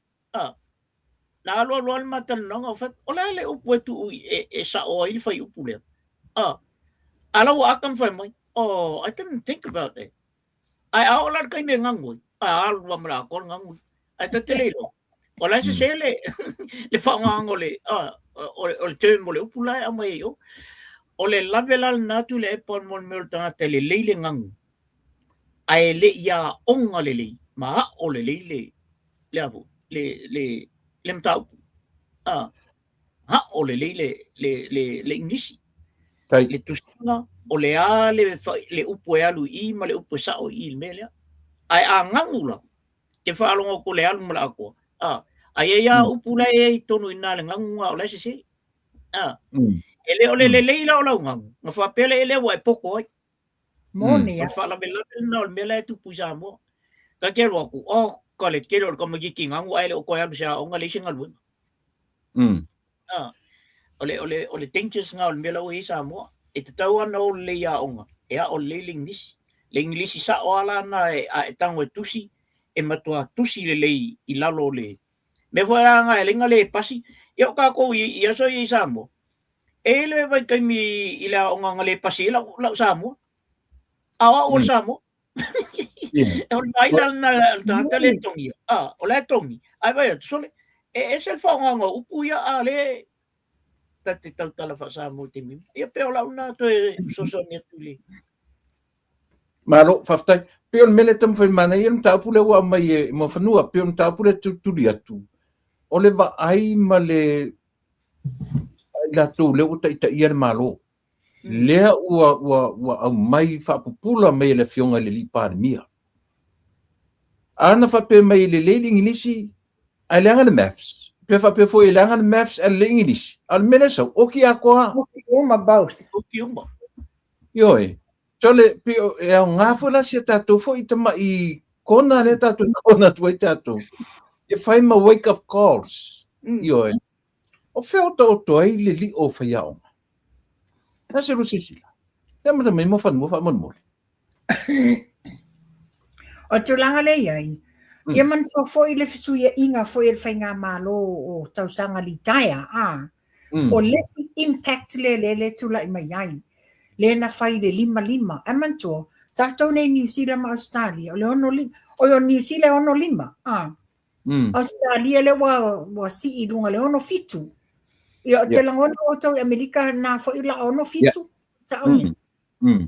O tulanga le te wha foi le retirement o tangata whainga ruenga malo I le ono lima. Wa o na isi tamanti na le whaiaonga. Lea na lima wha ali taia lo le whainga malo. Alo o lava le taimi ma le malo si e mwhai pēna whale au nanga whaiaonga. Ea o tau ina o tātou ia alom whanau. Ia pēr whaftai le fionga le lipan mi marka peneta. O loo titilo o mai vaenga ia. O o vaenga o loo iei le mafua anga o le tula I o whawhita uli le te tono si o tātou tunu. Nea wai loa ifo le taimi o e usoi tamai tia onga. Wai loa ifo le tele o whalea onga le lava whaia onga. Wai loa ifo ia e le o whanau ia onga whaiwhi au. O loo maua mai e ina le si sosoani le tamatitia o. Le whale tula I maila I mātua whaia onga. Ua whaamitaina le lato au nanga o no tausanga litaya la lea. So I'm glad they're going to look into something. Pe koe wi haya mai lato nei. O e lava o loo fia nau e tautua I le atunu. Lea o ina o whanau. Ai, leota. Mana ia te lele le finangalo leo au mai o leo ua te ia ua matutua le au lima a lele i taitai. Moni la. Ai mana tua le experience na le mana o mie tu tono whaiaonga. Yeah. Ale mana ia lan na o toi au mai ele fionga ele lipal mia o le tūlanga lea. No doubt ta ia o la tau ia mo whanua matu le pa ele leita tu whaiaonga. Tro telefoni o mai whawha o ngai. A o le ale idea le e kiliva ile me. O kiliva le me ilunga ideas o le curriculum le abatu ia la tau e whai ele a onga. Pe ieina ia la tau to ngā mea vo le ideas e mawhai ono la tau whaapupoa iai. Ma la tau I loa ai. Ia le tamaititi vai, ma le tamaititi whiololo, ma le tamaititi ai e natural alanga ia poto ia ona teach le according I le toi ngā tamaititi le sau. E no tauta ia o la tau ia o whaia o ngā well trained. And al pauna sia u toi folele what are the ideas lai whaia mele ia I le tūlanga ai o ngā folele maolung. O le lecture lava I kong o English ke ngā mai o kamanga kau ai mai mea oi. Ia ngai aloa le oi e whaile. I hope ele o whapena le whainga o ngā tamiti. Walai ona tele tamatiti le ausia ia maka e tau ona ausia. Ai tasil nā mea toi wawai fo ia le education department. O le mele le ideas. E approach ia le toi ngā tamatiti ese. A wale kusa kamagi kong o sema. Moni sanga bota. Pe o le tūlanga lea. O le tele o whaia o ngā mātutua. Mantua o whaia o ngā mātutua nei. O la tau o mātua lo o iei whi o la tau alo. They nurture le tamaititi. O ai le tamaititi e vai le awa onga. E tau mawhai le matua lea ina ia whaisesi tianga. Ai pe o le mela wa iei nei o le tele o whaia o ngai tala vou. Ia ele o iai that mother nature. Ele o iai le tūlanga le nā e apo, a puti mai le tamaititi. Ia whapena treat o lana ia lava tama. Ma tama whaise awala ina ia maua ese sosoani mo le tamaititi. Ma no whaftai, ma nei e se pe o lef to a tele se teimi o se le tio tala no ia le issue tau me tau waonga. A le ngā whaftai tele a ia uru sunga, ia uru fionga, ia le mata upurena o mei le fionga li pāle mia. Pe o ina le tam whai e turturi atu, ina ia whaise ai o tatu porkala me. Ina ia ngā I mātua. Wai lea ia se tamaititi lalo o whiwhārongo longo I mei tatu tanu ai. A o mātua o tamaiti a onga. I whaile mwhare a onga. Le ale mea titilo iai. Le no whanongo longo I whanotanga whaipule. E nau aris whaipule toi pio les whare a onga lato nuu ua mamau. E se lato ma whare a onga lei. A pe o le fua tu le malo. Le au whai o tamaiti a onga. Ma le au whai o whai a onga. Na se ro sila ena. O le nau o le whaipule whaile mele ina ia tau le iailo na tula I mai whaipule. Ai leva I se vainga te. Ia na tele lo whale a onga. Mana nei e whale a onga. Ia e whale le whai a onga. Ia o le tele o nau o whai a onga. Le lava whale a onga. Le anga toi ma results o tamaiti a onga. Whawhen papale nei. Mo whanua. Taito la epa, Moni sau noanga tūlanga lea. Pena whai atu. O le tele o whaipule wo mai loa. O le mele mata I tū iai. O le a le sila asanga na te whaia. Ina ia tū mau pēr, lona tū mau o le tofi o le tū mau. Peila o I la le vaianga lea. A le o le sosani le building o le whasa le tū malo. Po o se I tū o le nuu. Po o ni a onga mo le tū malo. A tanga I whaila ia whale a lupo. En tūlanga teimi nei, o le ua ia le poloketi o le milionga. Ua wha ma a venga I tū malo e limas futasi o tātou atunu. Tanga ia whale a lupo. Ina ua ia le lea fo le poloketi o milion. la le mena fai ele ta sanga fa le lupo e te fai se si polisi te fai se si aonga o le mea mo le priority a fa le lupo o se pasi e transport ai tamaiti aonga i la toa onga le wa el polokete o miliona ai mai se o le la wa la te fa popo le si miliona lava matotoe e mau ai se au nanga ni mini buses e whapea ai o na ave tamaiti pia whapea mamao le tu malo le iei le aonga. Ai ia whawhai ngō fie, mau le tamaititi le tamai, mau le o onga i ia lava whai aonga ea o inai lātou po whele tu malo i iai. Malo, whaftai leota? Ia, e matua i langolango i nā le whina ngalo leo o mōwhanu. O le tele o le taimin nei, o matua i o wofo a tu le pama mōwhanua i lo o latu i Samoa. Kusanga le 5 mengo ke sa vale tu i tamatiti o i malifa, i le aonga. Ai anur ka vale mori. E matua i o wofo tu le pama mōwhanua i le to i ngā mea. E tatau ana i eile mawhawhau i le a wha matua. E le whai ngō fie, e le maua ngō fie le poto. Yeah. E sa vali. O le tasil na awala. O le te sa vali a le wha o ngālo mawhawhau i le tu o le awala i te sa vali ei. Ma le sau o le ka vale le sau. O a o ngā uma mena. Mali. O le tu langa la o vai el te minni. Wa tofu le a inga mata vale. Wa le ai e se appreciate o mea vo i e maua pe awha pe e whai, e te tau ma whai lunga o loa ma losi, e te alu e whai se mea. Peila o mena.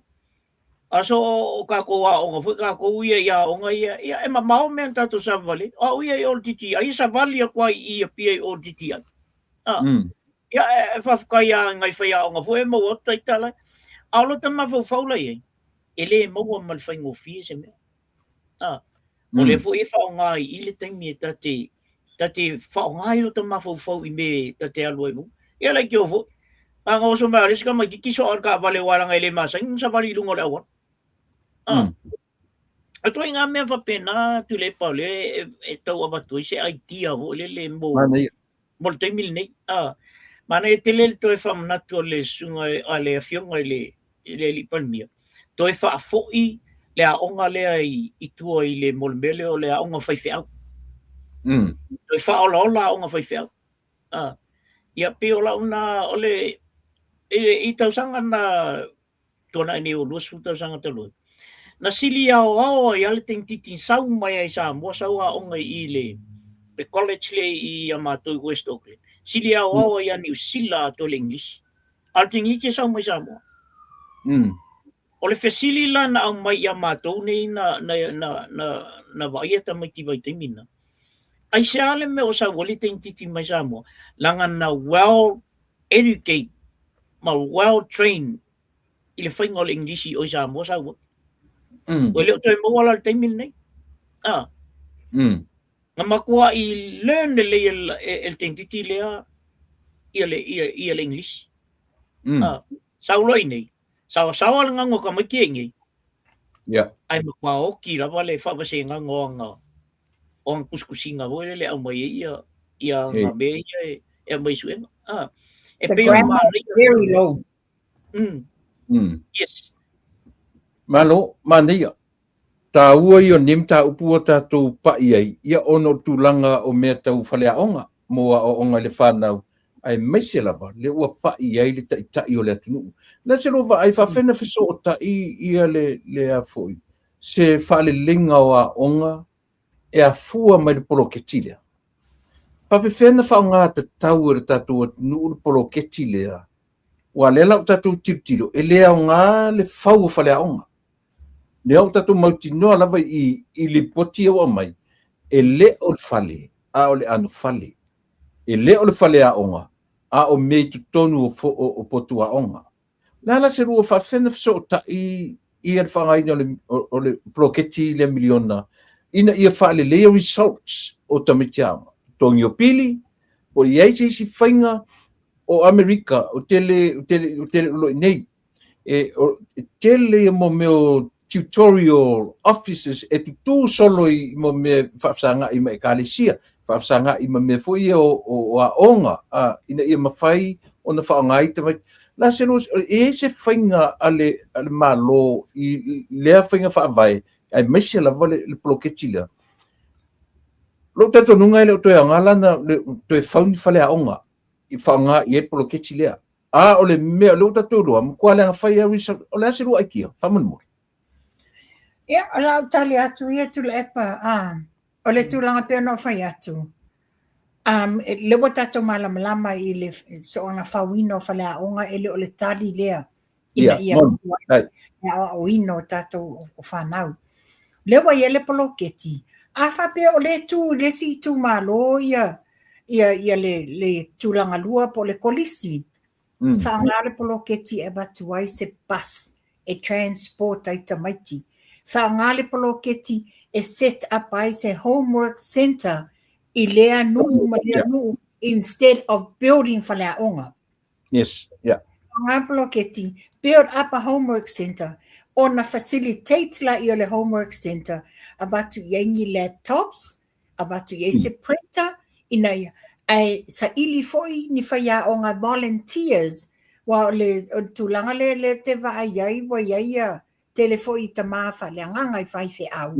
I lato te monitor inga homework center lingei ina ia mautinoa o lo whai mea o ngā whanau wai polisi ma walulunga.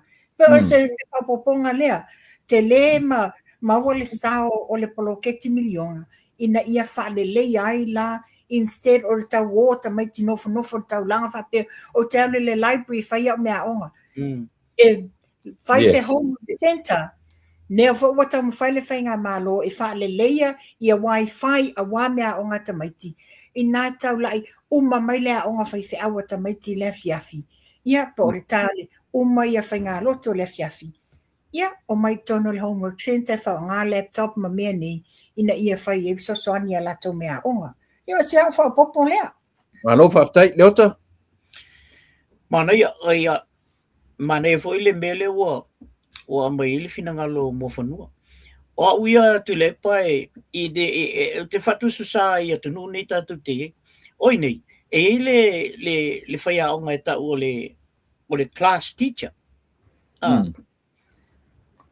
Ai ala whaia o ngai specialized lava la tau ia le maths, English, science, social science. So toi ngā mena wapena.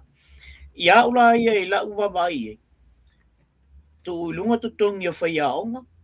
Te tau ona toe tele nisi whaia onga po le eola specialize ala tu la tu ia I la tu am tau puna. O ia vende o le college il mele o te alo coachai ma msosani e le tama Samoa e whaia onga yo. Le maths la tangatalna.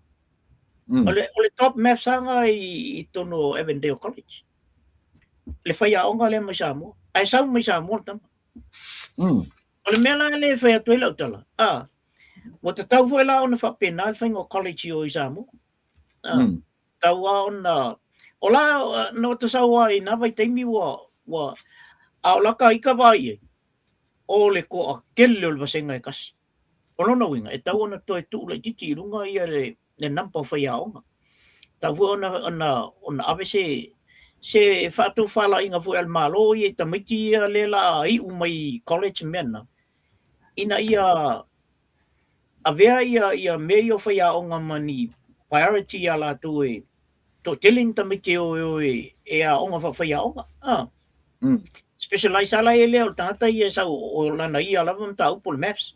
Lana ia mta upo lea ia o le English. Ona o tau loala ia lea o tau iei se swinga vo ile mele o iei sa mo le temil ni. Malo whaftai, tasi ana vanga leo mea kau education nanga o sem tau tau te pai ai. Yung tatuanga ilo le nisim ta upu mai ate urua e aon tatu pai ai. Me mulia, o len tatu tara noi me tau syllabus, curriculum. O le tatu vai taimi o le me tau le school shirt ia ma le UI university entrance. Te le loa pe ia o le te whapena o iai, te le lopo a terms no whaanga te mini nei. O lera te whalongononga tu le fionga le li pāre mia. Na tātou o le system e latu nei, New Zealand. A o la ina su e tātou school search maliu I. E tongi mai I nei. O lona winga whoninga mai. O lo tongi ala I Samoa I su anga te tele ia. E tasi le me ta ua ta langa fo ta toa o Samoa. Ko malea. E o fo komiti o meni o skorsipi. Ioe. E tau te ba aia I whaamata iwi ale si ina wai atu. O le pepa alona ioe. Le asero sila. E matango fie le whaawau pe mele o le tongi a mesi asu enga te tele ia. Ioe. Wa lera tau whanongonga tu le fionga le li pāle mia. Wale o te tongia mai I whafonei. Ia, o te lo whaisi le mana o se mana tunu. Ai le pere tatu lafo aso iai. E fua lava, I le li poti le wa o mai e le fionga I le li pare mia, le anga li inginisi, le anga le matematika, le anga me e fua lunga I top college, I top students. Ese me se lo fina ngalo a mo fanufa manu. Ia, o le tūlanga lea, o nengi si le tele o alo le atunu o I lātou fo I sa whaia onga I sa mo ia onga mawalurunga. Ai e specialize fo I la lātou o isi specialize le ingilisi, o isi o le o langa specialty o le numera a. E whai langa tutorials I nei, sa anu fo I la I utama a, o le alo le ia savea England so na loli. He's one of the top, yes. Le lai whaawau lava le au nanga lea, a lea fo tamali I nei. Ia to telefonisi o whanau o whaamanu ia ina mai o no lea au nanga a.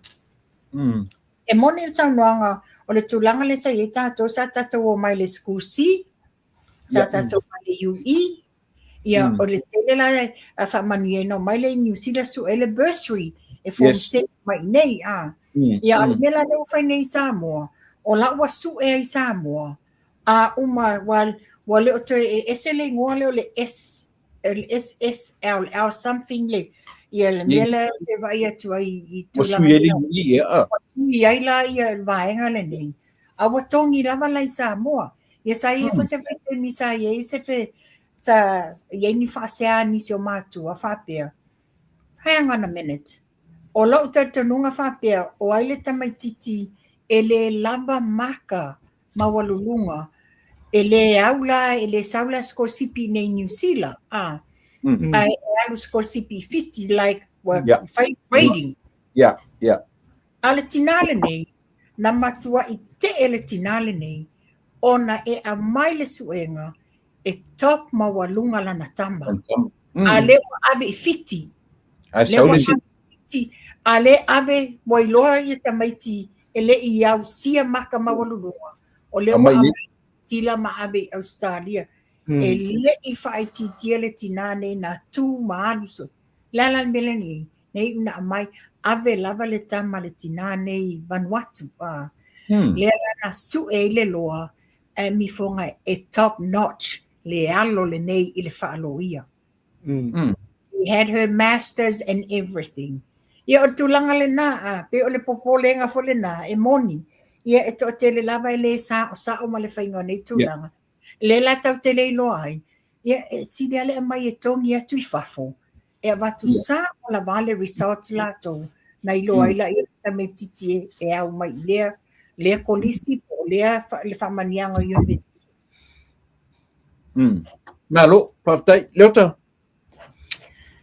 Sa o le leia le whamtalanga le ona na lawe ai fo le tama se uto fini. Ai ona la o le tene titina whanau I Australia. Ai lawe le top 5 e tau ana sau I nei New Zealand e skorsipi mai. Ai sau whamtalanga. E mawhaina alu I whiti langa e passport Australia. Ai le mwhainga sau nge New Zealand langa ngalka makiki la passport Samoa. Leo a kore whakausanga o a onga kingiki o. Ia, ai o anaro lo to fine to e avelan tambai o I Australia la o. Da o matua I. Leleia ia. Fia I Australia ia o no lai mana o mia vo Australia to ngā tanta le lei whapea. A walu seila tātou Samoa. A ole a onga atua sai Samoa. Ia, pe o le winga na o le whamtalanga le whai atu. I le leo tangata lai wa ia mea ia. Malo.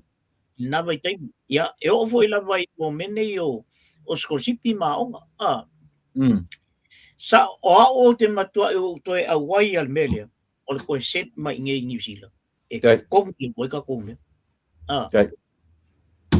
Malo, whaftai, ia o te... Leota oi tulepa. Ia, saunu. Whaopoko atu lava a. Lelo lelo sano i leota. Tau te mana tua fo i le vai taimi. O le taimi leo i le afo le. Le toto oli i ato filau. Le mele na tupu. Wa ave le scholarship-i. Ave i le tentiti na whanau i saina. Whanau i saina. Tentiti na whanau i saina. Saina toa muapo, saina le atunu. Saina. A Chinese citizen. She was born, raised in Saina. Mantua foi il fatto taina le la vatu. Ai po a mau o le Saina le migrated ari Samoa. A lo ia lava ona a inga i Saina. Na latino a mau no fo le tina ia lote o le Samoa le mawai ona alo i Samoa.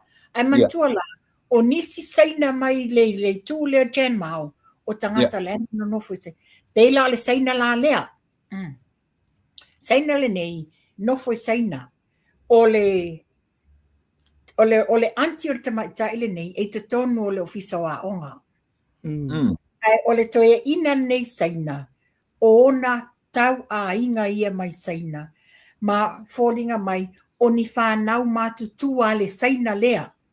Mantua te leo Saina e atu i Samoa e lai e lato teito lua Saina. A leo atu toi whai a inga i Samoa ma waipitanga i Samoa. Le la e watu o tentiti le nei. O le tentiti whanau mo le Saina. E watu ona olonga anti te tono mtanga luenga le education. La le mena tupu. Na au mai le Saina nei lunga skosipi al malo Samoa. Fafa whena tupu nei. Not a citizen. Not a citizen. Nana matua i lunga la lo ele whainga malo na vai taimi. Lera te patuai. Wa uia e te lele sistema New Zealand e tongi ai maka le Pasifika uma Toi fo ia le mesa iai. Su e mai New Zealand school see and all this. Tongi atu ai nei fafo. Lawa whale lato NCQA i Samoa But le fo i tele ana whenumia i ai tangata le le sao sa ona na whai. Ia, o le tūlanga na, it's the natural whale tonu o tātou tangata e le whape le lei ato tose au nanga. Malo whaftai, o le vanga muni a i tātou education, i se lua tala te minute te itasi e whaamatala i le mea ua au maia e le whionga le limpa le mia. I le mata ngā results. Le ase lua sila iai, o le ase lua tala, tasi lua te ue whaamatala, ia se suinga e te tau o na whaia e lo tātou atunu. Ai fua ma iai le lango matua, o me monia, po whea rama ma whea, o matua e ana whanau, e te tau na lango ina le malo, le ase lo whina whaman mole, te tase lua minti. Okay, ia pe o lewa whaftai le whionga le li pale mia wana a mai le mata upu nei o i e whailo mai ai o i o le tamau le atunuu o le tamau ia lofa i le atunuu ona o le a o le lumana i le o le tātou o Samoa o alo ma whanau nei a whai e le mawhaina fo whawhita uli nei whawhewhea na maua ni alo mani whanau e le leia o onga lātou te tau mawhai e tau ave Samoa ina ia le leile le tio tātou atunu. Ia o si au lea wha o popo tu la epa. Malo, papetele lava leota. O te whaftai le a whiunga le lipalmia. Nā ua uma o nā ngingai lunga. E le ialu se investigate i whafu. E le ifo inia na degree. Ai matua i whaata ua ia te ia. Le toi wha le leia a onga. Ina ia mau ai le au ngā o mea ia e o i tamaiti nei.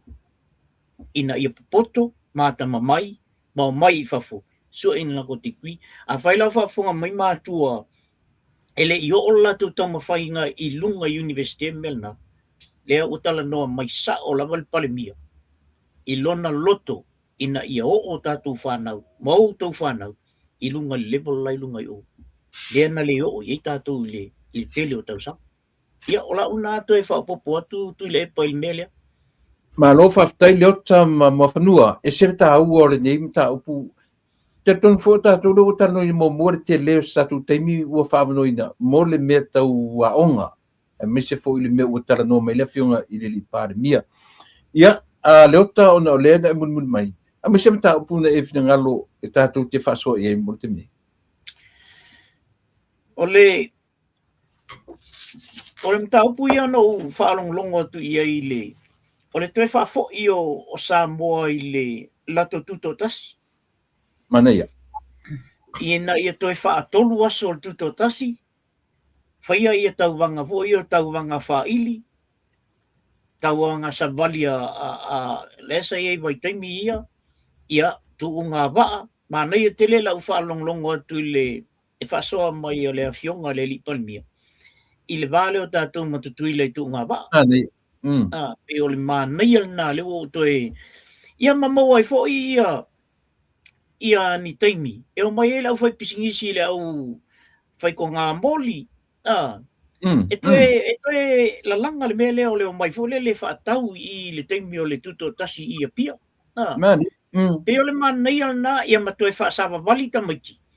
I le mea lena whai tātou. Sawa wali a kua ilu mai i le make ki fau e kaua i o le. Ia pe o le mānei na iei na vai taimi. Pe fo le la toe au mai le anganga le o le tuto tasi. Langa wa maunga tu lava le anganga ngā tuto tasi il nei vai taimi. Ia wa pe ia wa ka ua te wila ilo kuko kasi isi vai taimi le kau e o lima e pole on kau sang kalua i lenga kau mau e ka kou le mea ngā hoe le pe o ka ua le te wila ai whatutua ia le tuto tasi. Ia pe o le tasi nam tau po le na u whanolongo tu ia i le whiunga i le li palmia. Ia, o le si mata upu, ia tailo e pe i se lua whingalo i le. Ma whanua i so whingalo i le mele? Whaftai tula epa. Whaftai ia le ota i le tūlanga lea le independence. Matua i se lau 5% le lango iai i le manatu le whiunga le li pahalemia. Mantua foi tula epa le taimo tato SSIG. Ena matu malanga i sa mo si singa fua. Ana le tasi lava le aso. Na umanga sisi le fua le tau le sfalele umailo ina. Aso to nai malanga mai tula epa o sisi le fua i le Lloyd Dunedin i le Otago University. Ai tu au kilani o le mea o lo tumu waile ma malu o le atunu o le noengei. Ma tai le whiunga le li palemia. La tato toi foi i le tolu aso. Mantua foi la ina ua fisiringia foi inisio vai taimi. Pea i se ale mea ua le toi fai ei stores. Pea lena sao noa le ota. Malanga wa matua le taimi le o le tato sisinga fua. O le taimi lea o le fua le fuata moli seina mai le motu tele sa la fai. Le tolo. Ia ala le tala na mai. Mai langa wa palpala ama mauta o tae le tau langa. O le ale o ngana le na tatongi tangata whai ngā luenga o le au kilini ale maro. Le ale o ngana. Whaalu tupe. E foi ia sa moa i ona tu langa sa masani ai ai. E maisi o le tato tuto o tasi. So se sa moa. So se tulu inga lalangi. Tuli matai le aso lea. E whawhetai o leo to ea e le tō wha. E le whionga le li palemia. La tu e tatala o mai. Tu ngā whautasi. Nia la mai le whautasi o le tutuila mamanua. Tau wanga savani. Tau wanga savani. Tau wanga pese.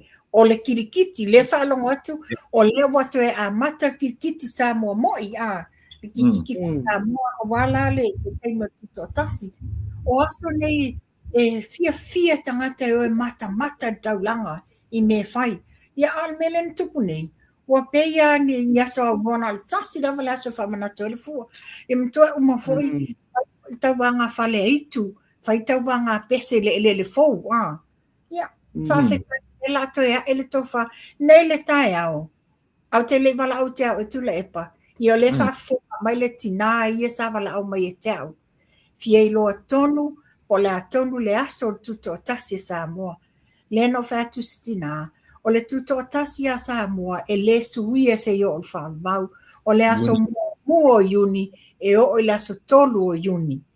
O le la wha mamalu ai, ma le a tele foi tape nanga tato whai ngā malo, ina ia whaia le leile tato ulua i tuto o tasi, a le tato wai inga lo ia nei. Alo, whaftai. Ole, tasi le si vaenga ta upe on ta ua mo whanua o kirikiti. Ia. O mātou i Amerika mo lolu si da fia. E se le ola o taronga. O Seattle, o LA, o i Victorville, o le ola i o talonga. Leanga o to tele o tata o tuila manua. Tangata i e fia tele i le talonga o kirikiti. Le la uta ua le whiunga le li pāri mia. Lea ole la South Champigny America. Ia. South Champigny New Zealand. South Champigny Hawaii. Champigny tuila manua. Ia ona whailola i su e Champigny tonu. O se whainga matango fie. Leanga o lepe tau ta pēr tatu kirikiti lea. Pen tau ta pē. Ia e whaimetu lea pe tele atupe maua kirikiti pālangi. Nai lor tatu kirikiti. Ia sila fie Samoa. E leeni ala ngā upu o lea tunuu. Na mau man kirikiti pālangi. Na o le kirikiti Samoa. Io e pe o le talafoi le se fua le tai le tea. Ia. Ia pe wha foi. Au le nau tā. E sau fia. Sau kirikiti Samoa. A ola ina pe le tālonga lea. Ai mai tupu langa le lumana. I fesili. O fesa wele upu. A whai tui. Sau le kirikiti Samoa. La na mea. Ia pe o le na. O le tā ua leo le. Ia se mana isi sim tā upu e anga i le fua. A tau te le ime ili sim tā upu leo ua whailu mai. Le ole na sta mai bea le watu fore le ia whamalo si au ai le to tele ia e pe le fie e to fa au le ki tsamo ole le si wo kap po se fulu e ne te usanga talu ai le pe malo ia ni sila ile tamatiti palang ale la titi palang ile Samoa alanga le leilanga ka ole ki samo. Awalol palang e kaumuli solo e awa kamaki Samoa i kalonga o ngangi. Ai la kwala ki nga ka malo ia. Ini sila le World Cup na. Okay. Ole mela na faila utala vo le pe a foi mai nei tangata. E ba ai o i akanga evente o ngai la ki nga. Ngai ku la ki nga i le ki Samoa. Altala tamatiki. Ole kiki Samoa si le kun fainga ka ngol polo ilo ole kiki pala. Langa e avu e foi le eta ia i kuol pak. Samoa. Yeah. E altala na la gitina. Wana fasilia ia le presenta New Zealand. Aisha le me e se ala o style la eka. Ai fam kala sa la gikinga o ia nga. Ole kele o lang taiminga ka muli ai au ia ka miti Samoa ia le kiriki Samoa. Ola ufa malo si aula na ia o to ia le to te fai mai maula ka miele mo en kupi. O kale ka kiki. Mane. Ole fa atu le. Le sa tam faile le fionga le li palemia. Ina ia faul fale tato ki Samoa as a national game.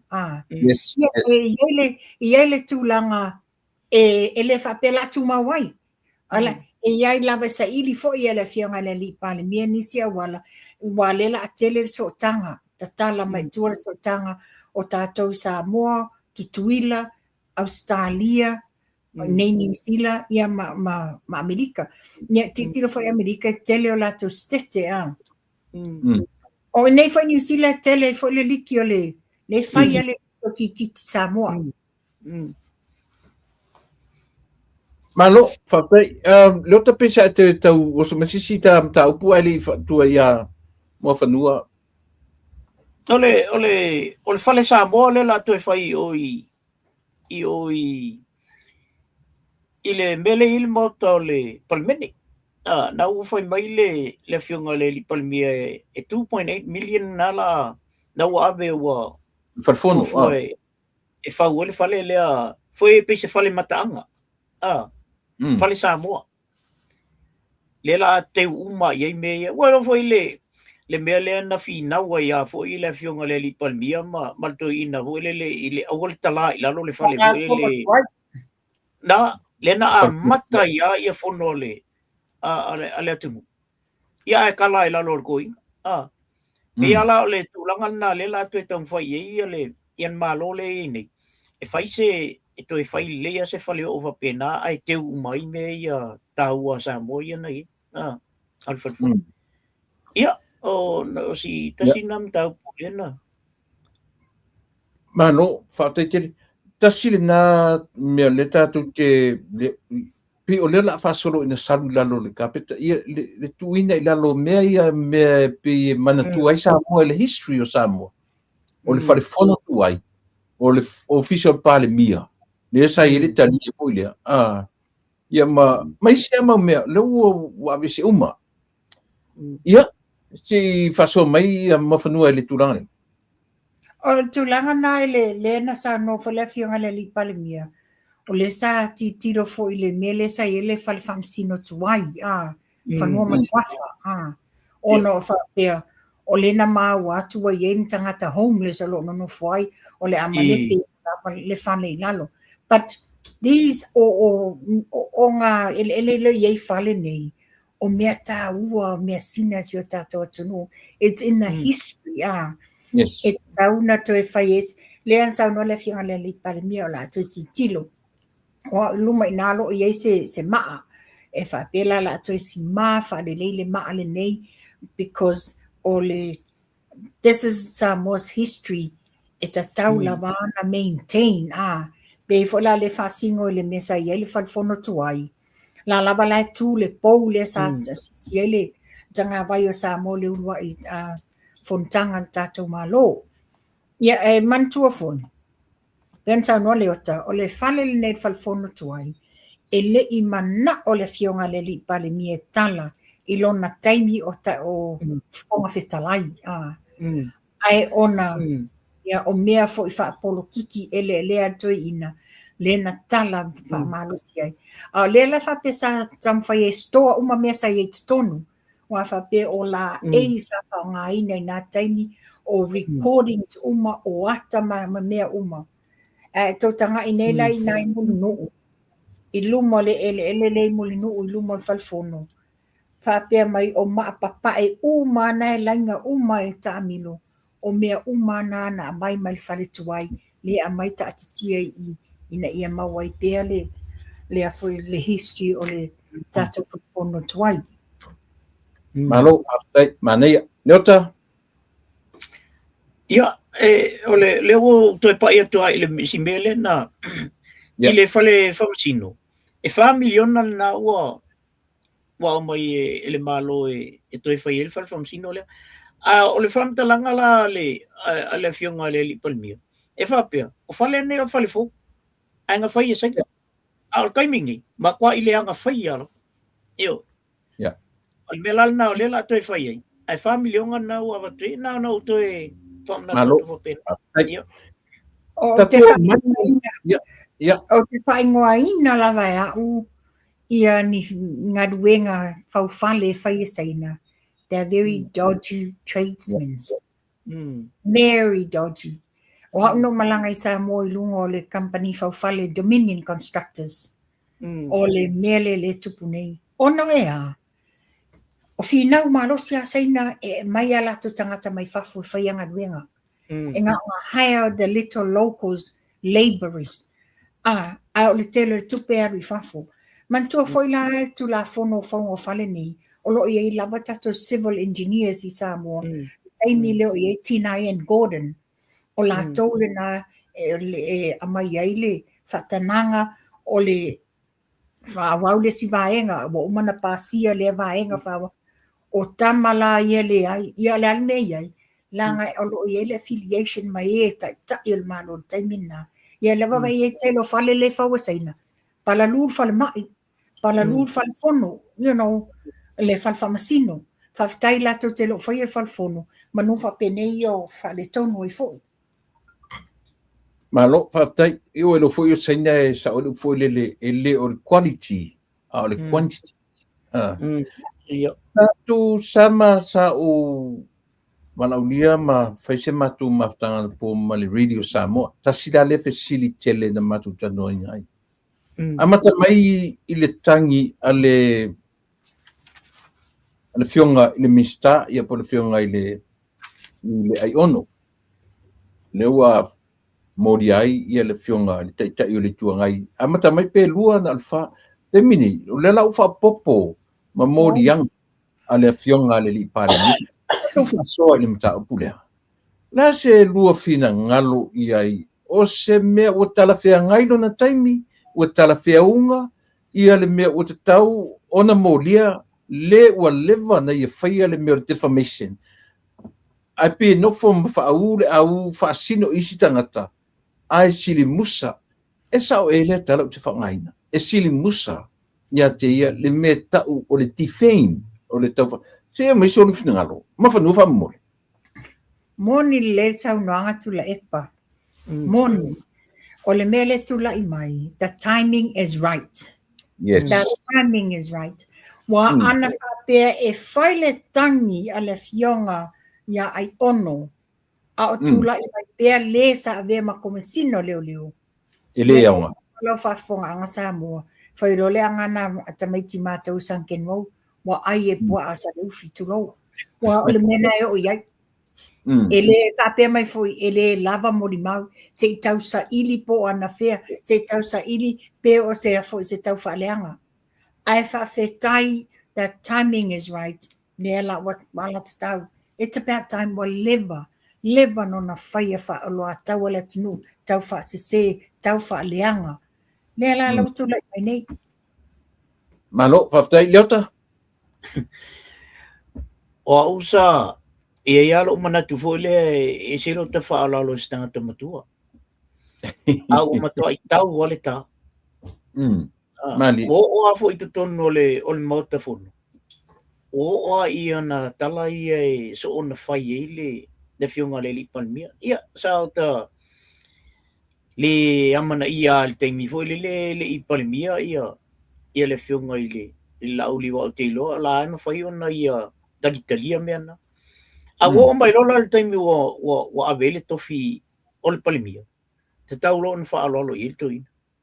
Ai o mai le taimi ni. O la mai whailan mea ne. Wa iei foi la lo foi manatu la tau ia. Ma toa i tala whea ngai ia. Ma kua i ave uma i engi mea e tau ona mori ai. Se whai ma se o inga. Wa langa o lea la mai whai a isiang kama ia e. Mana ia pe akoso koi Malaysia ori ia fasala lau ia e whai a me pelo nei o le a mai ai lunga mea ne.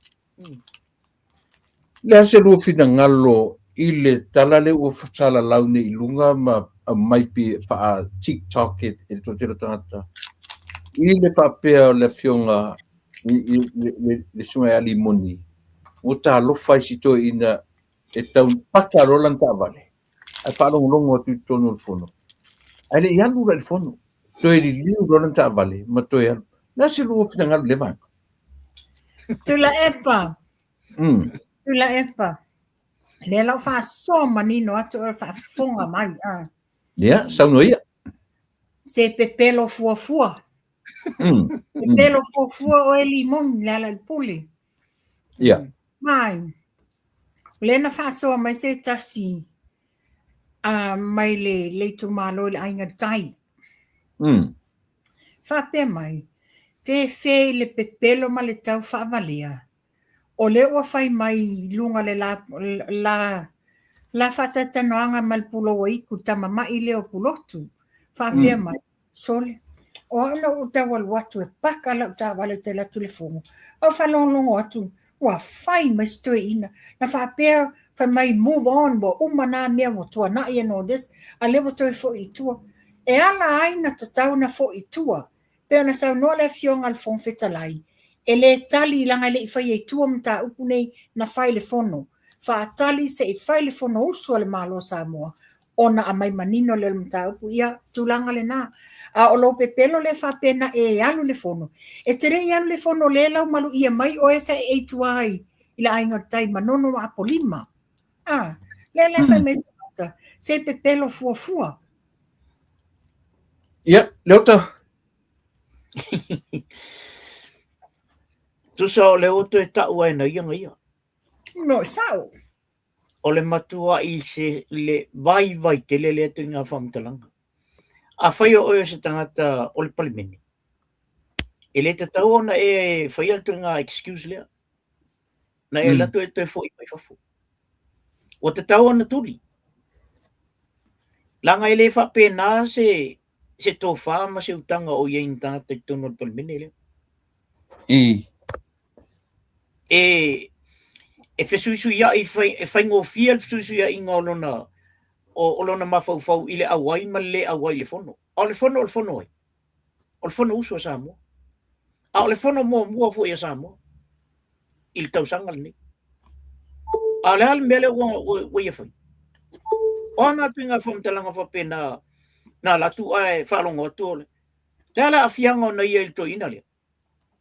Le isa ngā fianga le mele o le alu le fono.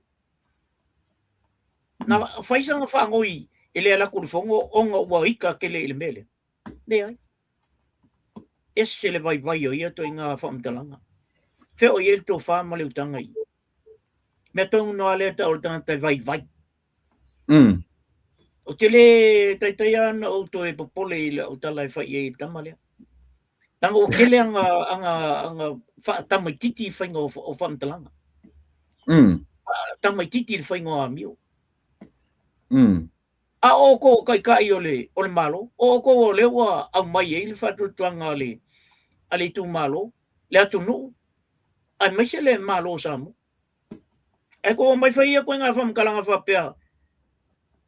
O tō le whainga luenga i lalo le vainga Samoa a tō lalang. O le ale tō tūma le anga e whai ina. Whamsino mātou nei e au tilo atu e. Mano. E o alkama titi lai, titi na te le whaia le koe ngā excuse wapea. O le ala kola kule a o ngā e ke ukai furi mai whai mea. La kola e whai e le whaia o ngā kala o long kama. E le ai masaka mai titi lai kiti ngā te whaia ngā koe ngā whamkala. Malo. A whai ala alu suanga le vatele a sau e whaamao nia morianga. Nasa rufina ngalo. E te lua talia a teu o leo whatuipui le na tuturi apu. Leo mangalo. Paulo. King Whaipopo. Tutu sale leia me o morianga ia. Nasa rufina ngalo. E te tau foi o na tofo le to ina le meo lea. O le whawhatuipui i lalo o lantu la fono na ia no fong te o mai. Nasa rufina ngalo. Tula epa. O lo pepese lana vaenga. O lo pepese ana tamai autu stela whataitai de toi ina vasi leo mai fia. No one is above the law. No one is above the law. So therefore, tula epa is not above the law. Wa leva tau sanga o na whaiele a miole nei. Whata wemu. Tau whaleanga. Tau whai le atunuu.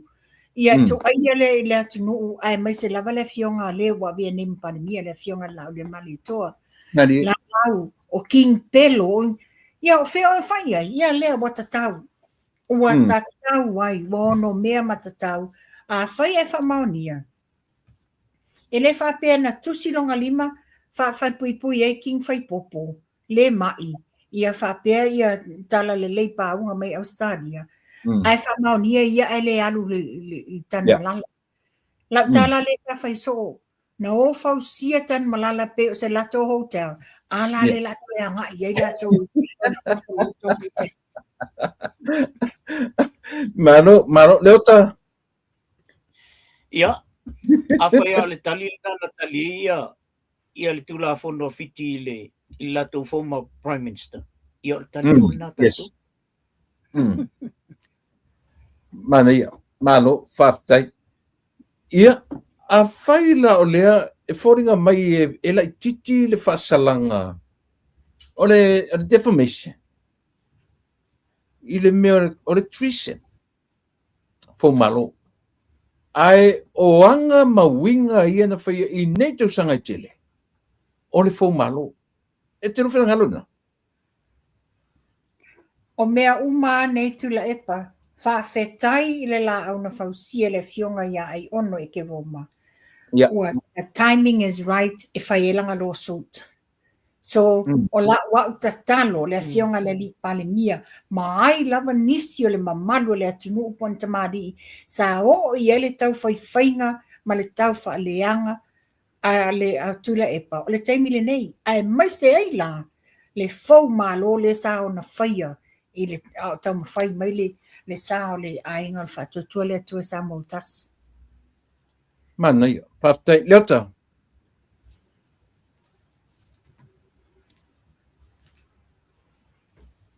Leota, sano mai. A whai ai 5 tausanga le fau malo. Ia a whai ai 5 tausanga le fau malo. Ia o na.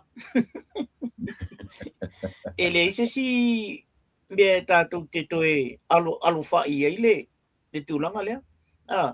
Ona o lewa telefoi ona whai el toi ina me lea. Ia ailanga na le a whai na ona o le to telefoi la vo tangata lana I tono le malo o te mina e whai atu la whono. Ia ai o foi la val temi o le tua. Ia tātou malilia I sen mea lasa. Malo. O te whaingoinga le tūlanga leo le case le nei pe a whaamaunia. Ua maua I le Robert Maccabi o le Pasifika. Ai le vada maua. Le vada maua. Ia. Tātou le ua manino si vaenga sia. Tātou anga I mai I le valele. Ia, o le matau buton rana le na tau watu stua lalu. Se I whaamanino le vala lea, wa alu le nei tae au. Maana ko, tele le miss call, ma voice messages ma nei tae au, a ngā I shares o le vanili. Ia. Sanua. Ia, o le tūlanga le pēna, ia le sita po kalamena o batua ai requirements, ma foi. Ma numero e whaamau a wala pe a whai wa e manao e te listala online. A le o whaelo manino mai e le fionga le li palimia. Mo tau whafonga anga sa mua I nei New Zealand. O New Zealand I nei Aukilani, o Wellingtone, whapea I Christchurch. O lea, te te lua e tolu vai aso malanga mai le fionga le Mean Star. O no I ele matanga luenga le Utahs. O te iloinga o le fionga le Alminster o tupe, ia, la au mai ele au whainga luenga, le a whai ni whaatalatala noanga I vaenga I nei au kilani, ina ia whaingo fie na tō awhiwhio mai, tō te le stala.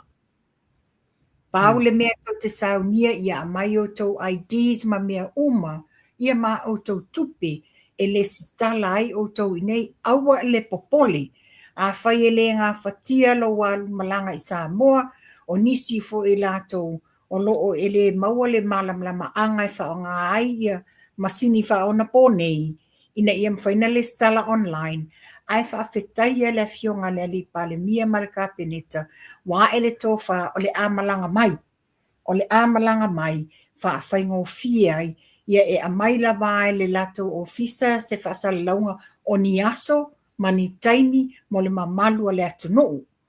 O te tautonu foi la, a o na whaile nei au nanga, pe amalanga mai, o I le official consula I Maangele, o I nala a whai ele atulanga. Wa le mai tau atu, e o I vaenga umanei o New Zealand. Whapena foi la e malanga atu I Australia, ia o stete uma Australia lo I ele malu tatou atunuu, ia o te tautonu la whapena na lato au sia fo ini lea fo ni fontanga e fai. Ia fa penal malo tele ia o tau I meleke tu la epa. Lea la e whama I le mamalo le atunu usa tau wala au mai e te ona pōma le nei aso. Aua le popole pau le mea, teu wha le leilau se leni le wha polpolo I lau tanga, tau nu mai lo le aso le whainga malanga. Wha I loa mai lawa le fionga le li pale mea, ia me se fo le fionga le min stau tupi. Ia ona whapiela ia na whaalawi loa atu le malu le atu no. Malo, partai, ia, leo ta, pe o ta si nem ta utili on taua, o leo tatu tala noa ia tatu metotino. Ia, sanoi. Ia, waftai atu ia mofanua. O te loe lava atu le. E sila fia o mofanua i le tūlanga lea. Ai, ia ula tau ia nā la ufa malu si au lava malu le tunu. O le tūlanga le o e awane i miss out tātou ma le whamanianga nei. E, ta te langona fo i lava lo ta fia ma lo ta nau. I lo ta wawai ato sa taita me to tino lea e tātou te o ia e whaunga. Ia pe o nau wa matala tu mai a senga le tūlanga o lea a o i tātou. Whaftai fo i le whiunga le lipalmia o lea ua i el tō whae. E o mai nei a le au whaingaluenga e whai eisa tātou fo i. Ia, am saloa uia o te ala tua i Samoa o loe e suele me ave i lau se lengi ia. Ia, pe o lau to e whau watu nai a mofanua. Ta tere i oa i le whatino ina o le whainga o lau listana. Ase o me tasiani o rua langona i le whamoe leo le malo. Leanga o le foi pe i whai ba ia i le vahenga lava lea. E le au mai se me tau mwhai e angai le vahenga lea. Ma mai ni me whatupu langona, ma whamalo si au, ma whatupu manatu, ina ia tupu permele o lea, tupe fau e whai ele valele. O lea ua mai ele malo le whainga. E le o whamoe le malo e ui ina alu i lalo i le meo le aitalafu. Ai le o whamoe na le malo i a toi poponi aitalafu e whaile valele. E tasile me ta ua e ao o na tuu i manatu o tangata Samoa. Ua ave i lalo aitalafu. Ai le o whamoe na i a toi whapoponi aitalafu mo se valele lava ua tangi mai i le atunu. E le se valele o se malo na le malo fewa iai. E leo se valele na pale mia marka peneta tangata o pale mene fewa iai. Mela le uafta pena i e whainga malo, se whainga le lei. Ina ia whai e tangata o siana lava mea. Nā whai o mele sa wele upu rata tō tunu, o le mea tō tino. O le mea tō mai le tino. O le mea tō mai le tino, o le iwi o le tina na whau ta maloa. O le mea tō mai le tino. E wha me melo i ele tangata. E wha pele i ele tangata. E whai o ana mea o lona tino. Mela na ta ua tatou pa itasi ele mele le vaenga le malo ua o mai. Aua ele wha moe le malo ina ua alu i lalo la italafu ina ua umana totongi le tele la italafu. Ua leo whapea o, ni ai fui au e whani italafu. Pe whai, pe le whaia. O lau ila lor pa sene e whai ele silong. A o le mawhau matala. Le lau te whangane upu matala. Ioi, o atu pe fau. Lea ua whaonga, e leo se donation sa mo tu sila fia, investment, o lau share, e accumulate lau tupe le wha matala le fionga i le li pāle mia. Mese lua langona, i le tā ua, o le toe wa ai ma mau le malo, wa le tango fia le ta lafu, ua nga i mai tangata, o si au mea tō tino. Tau no ia. Ne leitu la epa, whaftai ua sau no manino lava le fionga le li pale mia. Le sa wha manino o loo sa ili ni tupe fau, ni mea fau, ina ia ngā lue ma ati na e sio tātou atunu. Le lawa yele tō wha ile vālele, ile awala e wha yele vālele, e le i wha pēr whato asa ili nei. Wa lewa na whaile research i tūlanga leo tātou vālele. Taluai wa 4 miliona tupe wa whaaluina i le ngā wa wālele iena umatu nei. Wa leo to ieni a seta le malo le nā vaenga. Le lawa yele a e tō wha i le tūlanga lea o le whai o le national account o le investment so se Samoa so se tulu inga o le lalalangi.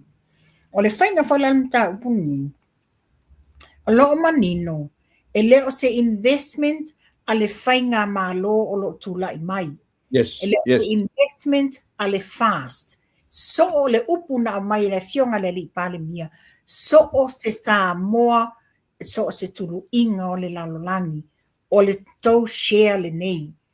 O le a o lau investment le nei. Mo oe wha solo i alo ma whanau o lo a inga. Pela a whape o oe e te fast, e te HRPP, sub tu tō tasi. This is all for all of us. E leo Yes. se mea tō tasi mo le fast. Wa whailale nei. Lela la watua whatita inga. A whape nei la, say for argument's sake, o le fionga ia leota o le HRPP. Ai wa e to fa ia leota o le ai, o le manuia lea moa uma se whanau a. Whaatau le share leota. Aluai ua le lei ato o toa shares wa maua whaamanuianga ia benefits.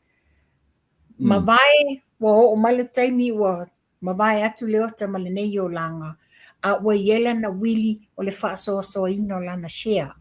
I lana whanau ma whanau. O na tula i maila ia, iai lava se tasi o le whanau whapea wuia, taile lei papa, le watu maile nei whaamanuianga mo tātou. Te tiro whaitauta mai ti i le tūlanga o le share le nei watula i mai. Na whesiri lea, but o papa sa halu lango le HRPP, a le fōlinga mai o share ni nei le teimi o le whainga malo le fast. O inae whamausali ele manatu le tamatiti na te loai, le ai e sa o la mea sa whai le whainga malo at the time, ona e le fast lo papa, a o lena o mawal whaamanuianga. So this is what I'm saying, whawi usitala, o le manuia wa tasaa mai mo le lau tele so se sa moa. Pe te pae o luli pa mumu, you are still entitled o le sa moa o diuli, e mawhaina e mawaile whaamanuianga. O sa whapoponga le atu le epa, pena whamanino atu. E le o se donation, ave ese tūlanga le tau whase se whape o le donation. O donation o sau foai, le ai. E le mwhaina e mawain whamanianga e sau foai. This is an investment. O lau tupe o le ave tausi ina ia maua mai le whamanianga le taimi matua ai. Pela tūlanga, e nisi whape mai, ia, o nei o fua le vale le ai.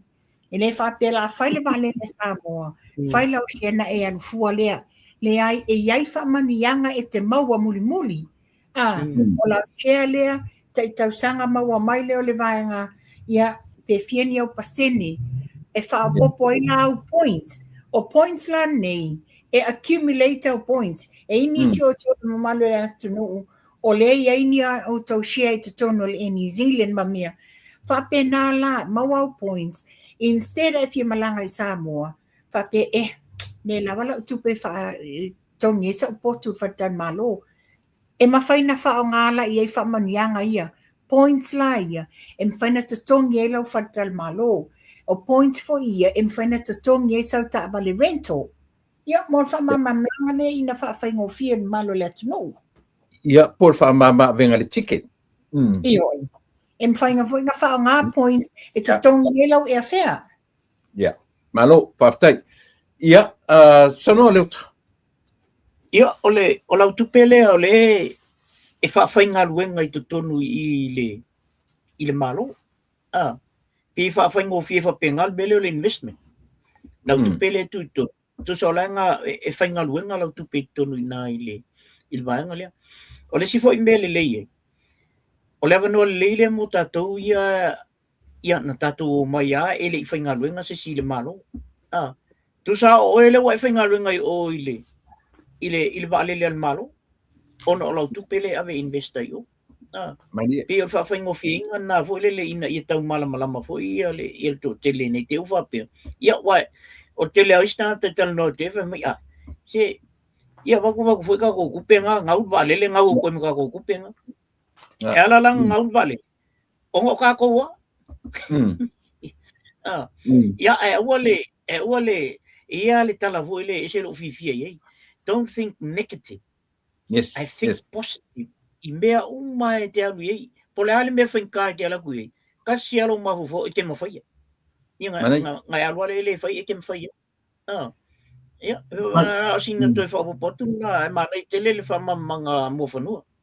Malo whaftai, that's the main concern. Tato ni challenges. Tato ni lui e ono pera laua ta ua le melea o le ngau bankrupt le ngau o le valele ma oki a koi ma investments nei tangata ele leila tasile metaua ma fanua fena mata mai la se me overcome mai e malo wa lela la ave tatu tupe invest a ole malo la ole ata oto ia le bankrupt le bankrupt la statuta Mantua tupe nei o le laa vitu o le utos o le whaafainga luenga inga le utos ia shares a tangata la maa au fai pisinisi so tangata tuto tasi uma o lo o iei o la tau shares I tonu le utos. Le la mulmuli atu le vaalele a wa leva na generate ia pasene po mo interest o le mawai tu tonu ina. So instead la le la mawa tato interest mamia o tato benefiti o le la whamanuia inai tato. E le tūlanga le whape le bankrupt, e le mawhaina bankrupt le vale, le pēr whapea, o lea la a whaau ngā tātou shares, whaatau mai e le valele, whaanga ioi le whaanga solonga le operations le valele, whaanga tatau uma, o ina le maua mai ai le whamanianga. Le tamwhai le malo, ina ia kava uma root o I tūlangi o lo iai le mamalo le atunu. Wai le whapena o Samoa le awhai malanga le tātou valele. Manua sa mole wa tamwhai e si tia le la sanga o le malanga mai o tangata mai whawhota whawhau. Le whaila wa tamwhai si tia le tūlanga o tātou whatal malo, whale mataanga mamia ina ia lolofi mai e to tele le tunu. Tele awalo lo tamwhai le malo ina ia promote ai Samoa o I la le sau le solo o le la tamwhai fui malanga tu sa o mai whafo mai isi atunu. Ina ia mawhai la vale tūlanga lea, generate ai le telo le tupe, pa whai ngofia ma ia maua, pay off o tato valele. Wal whanau no ta inga le ia tele le tato fleet, pay o tūlanga le iei fiti. Malo, whaftai leota. Ia. O le main concern le tangata, na bankrupt le Polynesian Airlines. Le valele, company valele sa. Pe o ina lava lea le lau sau sila I le tūlanga o le whapea mai linga ngana ale hita pipi malato. Wa leva o na mana o mie Samoa se whaamama a venga. Wa taunga tā pa sese Qantas e New Zealand, Fiji Airways, ai ana au mai leva se va o lele o Samoa ia. O lona winga o le winga o whamtalanga e avatu loa le va lele o Samoa. Whaapa lalo whaamama a venga I le atunu o Samoa. Ia matoe fo ia Samoa mele tupu mo o le bankrupt. Sauno ia. A whai na whaale tonu le lato waitaimi le running o le whaale le Samoa. I le la se mea o le ato e au mai le aikia na lato tu whai le aikia lea. Madi?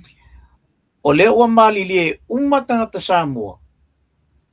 Male malo filfilia le oi nei. O le afa atau le e Samoa, tangata Samoa, umala vai fia faisia I tonu I. Ia vale le Samoa. E leila se mea o le atatu popole I fua I talal vaenga lea.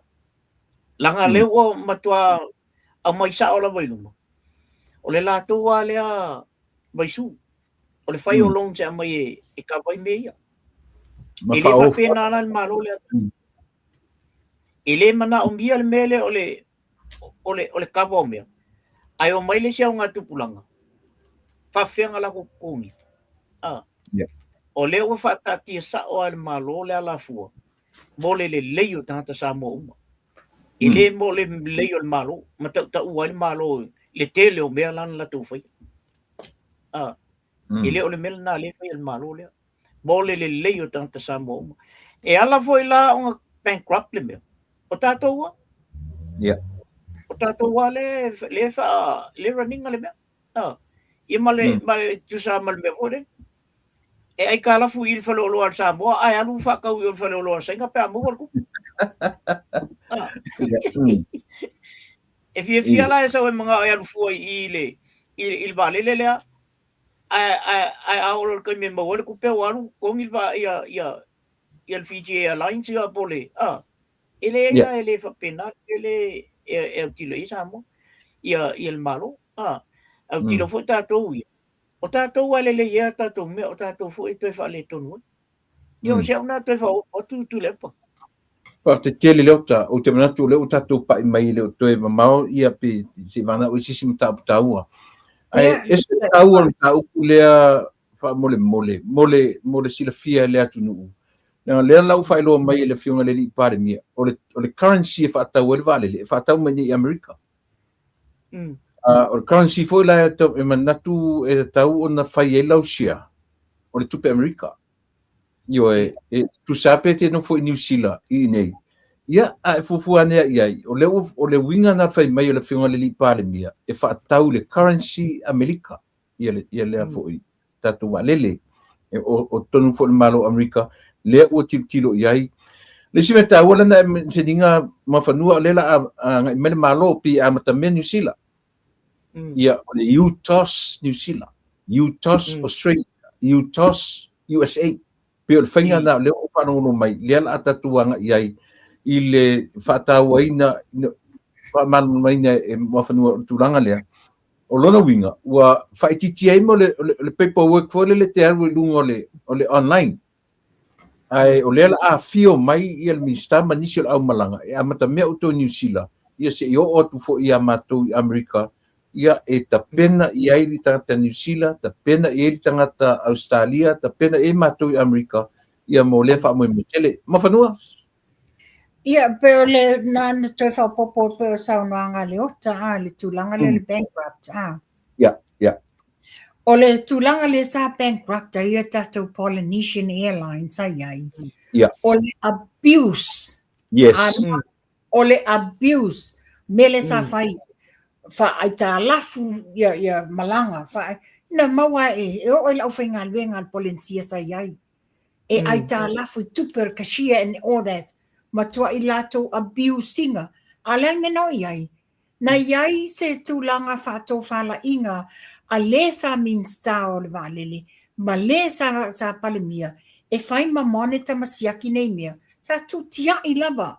Ia o whea iei. Le sa ta a mol mauto te lo isi mamalo le tunu. Nana mai a whata sanga ia tule epa watu le pepa e o fua o mai la malanga. Aula kapi ma malanga e ka le sia ma I tumalo. Le wha maoni tongina. O le ala mela iai. Wa a mai le latou le wha maoni le taimi o le latou no fo inga. O le atau mwhai e pailango mai ele no fwa inga taimi nei, a le taimi le nei, o lo tutu ai le fionga le ali pali mia, ma le kapeneta, mea le ye mamania re tātou atunu. Iwa le, sa o fua o peo ni wa lele a latou a inga. Ai le mawhai na tātou o whai whapea le Fiji Airways, Qantas o New Zealand. Le mawhai. So, which is le taimi nei le fionga le ali pali mia ma le whainga malo. E le toe talia. No money, no fly. That's exactly what it is. Ele expect for e pa ud basis. No. Yeah. Fa fena expect pa u o le venture fo lefto a amata. Yeah. Lala se lua. Lala se fina ngalo le upule pesi so o limoni. Pesi so o tule pa fa mama avenga ile atu o ile atu tong tar pasi na se lua leta pa mon o la vatu la epa o le tau fa se tau fa leanga ono lea le mafaina lato fai o le lato taimi o le wata mafai atu fainga malo le taimi nei o le nei le atu a leo mai tau fa se na ia fa se ina mafa fa o tangata no Malo, paptai, mane, lota? Ia, avo ole. O whawhama, o le whaamama a vengal nā, le na tui fo ele seri iwai mai. Sa te tauna mai le, I tua ile, ina whoala I tua ia sila o matua masto ina e awe lumba nga whoala I lumba le. O business. So, o la ala wen no folle, ale to ina ia malo matua, o la fia le na whoala. Ale fo waku kama e malako whaportiki e awe lumba o. Ia mai la e tu nga whamama awenga ngā kamai. Makwaso ni al kula fo. Me tonu ana tau whawalia. Le fo ila e pepese la olia. Whamama awenga ilia. O le ale me whamama awenga. Ai ala kule poni o le New Zealand. E ke whakwe. Au e fia moa sa pase se 5 suka la. Se whamama awenga la ngai o ile New Zealand. E pawar kala le New Zealand. Alo so sko vale le e moa ko nga pase se no. Mane. Ale la tu te mana tu te mai fai tu nga whamtalangan na i vale le. Le se whamama awenga le nofo o e lunga ina il palmene e sau e fi ngau i. E ka kaunga mai se pase se pa uia mako le kong palmene. O se e sa or kala le ar ka waso voile. E va kule ngiu ingur sua ko ai mare ako ala mea al malo la mo oi ko me ngai.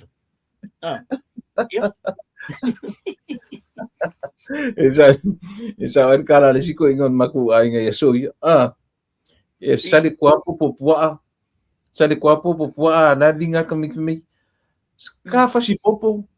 Ya, maku popo maku kami kio dai maleo. Skafa si o maku maleo. Apa mero marco inga. Se ai le popo ai maleo ai le puara mo.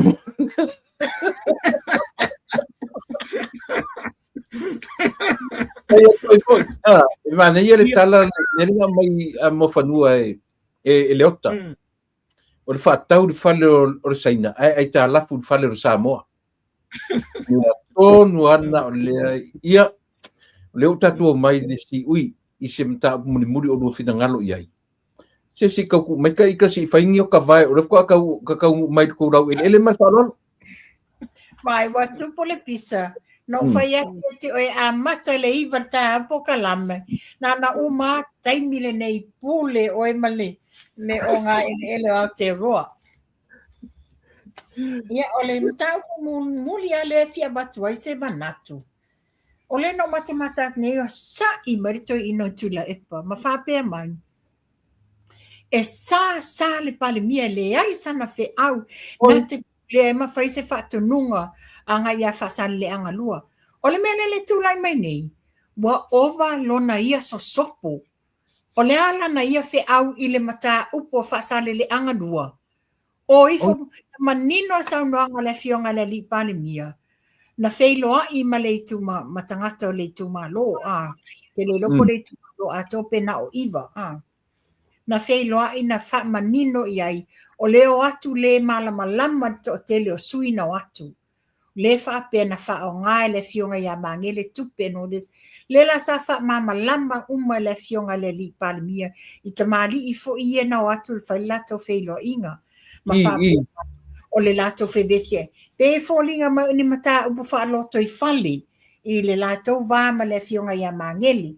O na wha pe o le swafa matai o mangeli i iwa o whatever. Anyways, le na sau no le fionga le li pale mia. Na le leina wha manino i ai.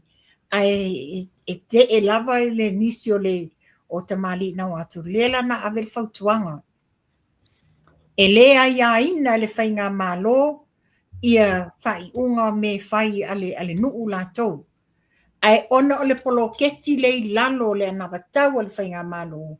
Mua whai le whiliwhilinga le whainga malo i le tangata na te tau aveina. Ai o lātou e whai se lātou soa le puli tu sai ma le lātou whawhitau li ma le fionga ia mangeli. Le la watu uli mai loa wa uma foi lana whape mai le fionga le li pale mia. Wa uma na ona ia whautua ina mangeli e fo i savai e fono ma le tu malo. A le sa wale toi ina sa i mai langa live whai mai. E le ai se whiang le wana wha se ina le atunu. Na mai manino le fionga le li pale mia. Sa noa le leile pale mia i le malu le tu malona la to whelo ai. E hoe soa le pule tala noa le lei o le awha ataliatu. Ele mawhai ari ko inga ari i ele oto. E o whatu. Wala tatau ele lo suit lea wa. Nau le tā. Sano i ele oto. Ia. O le tu malo tonu ale o matu. Ia, mon.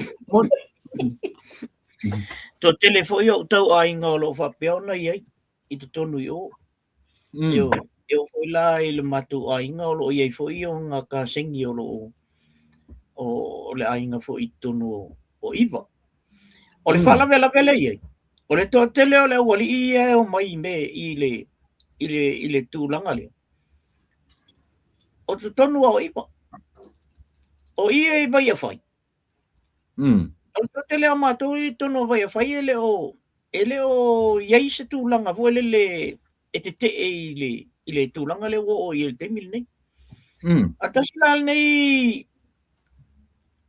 vai nga ole e aluanga I so sani le te alu le so lufuto okay ai fa nga tele no mai tawina po le atonu le sa o nei me ale foi la te lo tu fai se taimi e fai se matu taimi ma le education minister of education ia ma fa pe foi le afionga le li palmia ini fautuanga foi le I le tulanga o mei o te la tuma e a fia fua ia por kiki nei te o sause si o la wali I fa por kiki mai mei ia o ko foi fa le male le me ele ona ele por kiki le dona le ava toi mei e o melana le e fe la fo ye lo te mafau la se to inga fainga fai fa le la wali e tonu yo ina ia awana ia fia ia le sosoan ila to me vese ne yo ia o tulanga na le te fa no ai le uli ana foi la wasa o le sa o le fa mamanga le mo fanua ele o fa pe o te e ngai le ele malo ia la tu tausanga le a la ko fa ia le afionga le lipalmia o ko so le pole yo ba va kulela le fo fa tonu fo a to fa fo le ai o le fa tonu ia se kat e alu le e fo no male tu malo awa le la ve a ku fu ia maisi anga iba anga iba le fa tawi e mole ori me ol mena le e tau longona ia se fa no vo le ia wala ngo o iba mala tele mali o ia matou ia ol malai titi ia pela o vel malai tele male majority o lai nai ia pe o fa le to no male me ia pe sa na to e so atu le mtau pule ona o le te mamla male ia le tulanga la ia le ia mtau pule to no ipa male tu malo ia fafte kele lota ia fafte fo ia ile to fine ia mo fanua ia au mai ani o tatu langona muli e anga ila vale mata upulea male tau mafai o le nuu male tu malo le o tali atu le malo I se tali fai ngofia ona manino manofo le lege tangata uma ele fai mai e se tu malo po se nuu ni fai unga me fai na tapena le malo au le folinga mai e oso le tuangai fa oso mai le tu malo wa ele fena o e tangata tu o me o malama nei ele le anta tu no fo mane malama e ala fena fa malo sia ia le fio anga male nuu nanga o iva anga le sofa mangele ele o sapua ele o lan malama to e te tauala ona manino o ai tonu le tangata le tu o le fio anga lea na te tau fa so mai ina ia ai le avatu le malo le mea ele le ai ele I ngauia ele fonga ia mangele stupe ele I whaangaina iniana ia mea to tino stupe on fai unga foi ia whamasinonga leo ua ta oto e langa tonu o le tātou wava ai tātou te langolangoina le malo ma le whaatataunga a le malo loina ia mini mta che manatu muli e fa uma e tātou mta man falo ia le leitu la epa na se tua lalo a whaafonga mai ia le tu malo ai mai se lava ia iwa O le tulanga le tula I mai. Fōlinga mai o le tau whaasese ia o tō tangata I e tua. Le lawa involved tula epa. Tanga I lima I tu malo a le JPP o lea ua ata mamai. Matali mai I le application o te teifono. Lala me le tula I mai nei. O le teifono I lātou. Lātou te le iusta ia le mana onga tula epa e aua le o e te. Ale almena fai. I tilo lātou te le I o mai e fai le mana onga tula epa. Na o mai te tonu o palemene. Ona ua filifilia I lātou e lātou I tumalo. So therefore, o fe sili, e sili le mana onga tula epa pe sili le mana onga le tumalo. Lela ta mamai le to lima lia, le o tai fono. Lela avatu e stu o lalo ia o tau iwa, o e soa le pule. O le manuia le nā, wa avatu e le malo, le poloketi o le miliona. Le manino, e le iai se au nanga na lape, I le taimi o le tai fono ia mangele. Lela watu e whawa I fo ila e le fionga ia mangele, e ui e le I fai pule. Ai ona o ia sa run le palota, o ia fo ile na apalai sao. E le apalai le tau sui le ai nei. Le apalai le tau sui. So o anava tau ia le vaenga wha upwhai, o le poloketi a le fast, e wha pia lava o na wha tau taia e members of the fast. Ai ui e le apalai le tau whai pule. Ana wha pia apalai, e pei foi o isi tu malo e lima ia iai, o lai ko share le tai fono ma le sui o le fast. Ia, na o se manatu ina ia tuu atu, ia tau mwhai e so le pule, ina ia sa atu le manuia o le poloketi mo tau I tu malo. Wa whai le tala tula epa, o le amatou la asia le si tūlanga yala tula fono. E le aisa le aise fe awa tula epa, e lolosi mai ei te tonu I mea whasale le anga lua. O lona lolosi foi le I mea tupu ia whale alilitasi, le wha umi ele mata upo whale alilitasi. Whawhetai I sui e lima o le HRPP, lea lātou te le italia ina le mana onga tula epa, ai sa ili e lātou le amio tonu, ona o le lei mo lātou tu malo. Malo, whawhetai manino I au whala I le wha manino I o le vanga. A leota, te tāwanga munmuri o le tātou toe. Ia, e se tamai ta ina na whasea mai fo ia te au isa utali na watu ia I lunga o le Facebook. Ala utala le na whai e. So ia tu te muli pongisa. Wake up and smell the coffee. So ia tu te o ita inga. Awole o ita inga. I se wa ile tilo la ule malama ia no o ile fionga le lipolni. Pawal mela il mafufau. Nanga o ye. Ole ungal famsinonga. Ole ngoi. Ai le ungal na famsinonga le ngai nei. Ole timing ng se le kaiming ave ia tupe ia na fa onala. Wa fa longo I fa amtalanga. Ai le o mau tino le le mena tu. Le tele la na o vaenga le na mai I solo le. Le la uto e oni. Masalo ia. Talo sia ia. I totoli se o e iwa ia a ingal malieto. Te lo fo to fa ma le utanga e telefo. Ma dia. Ia e fa no pe fa tulanga le o ilta tu tu malo. Ona I tangata. O lo fa pe ona le taliina le mele. Malama fo ia le fa la wilo le na watu. Ele fa pe le o malama fa la wilo. Ia na o to fa pe na tu I se unu I iwa ma mai fai ia me se fo ia le tu malo fa sale anga lua. Tu fina ngalo mali. Fai se me ina ia le ilta tu malo. Telefo ia sosani ia tau abatu e sosani e tono a onga I tono le tu malo. Ia fai o le whainga lea. Ia whanua noala ia leo o tama whanau o le tatu tu malo o lo tau whai atu. Au ase le leo le tu malo. Ia mal malo a toa Samoa.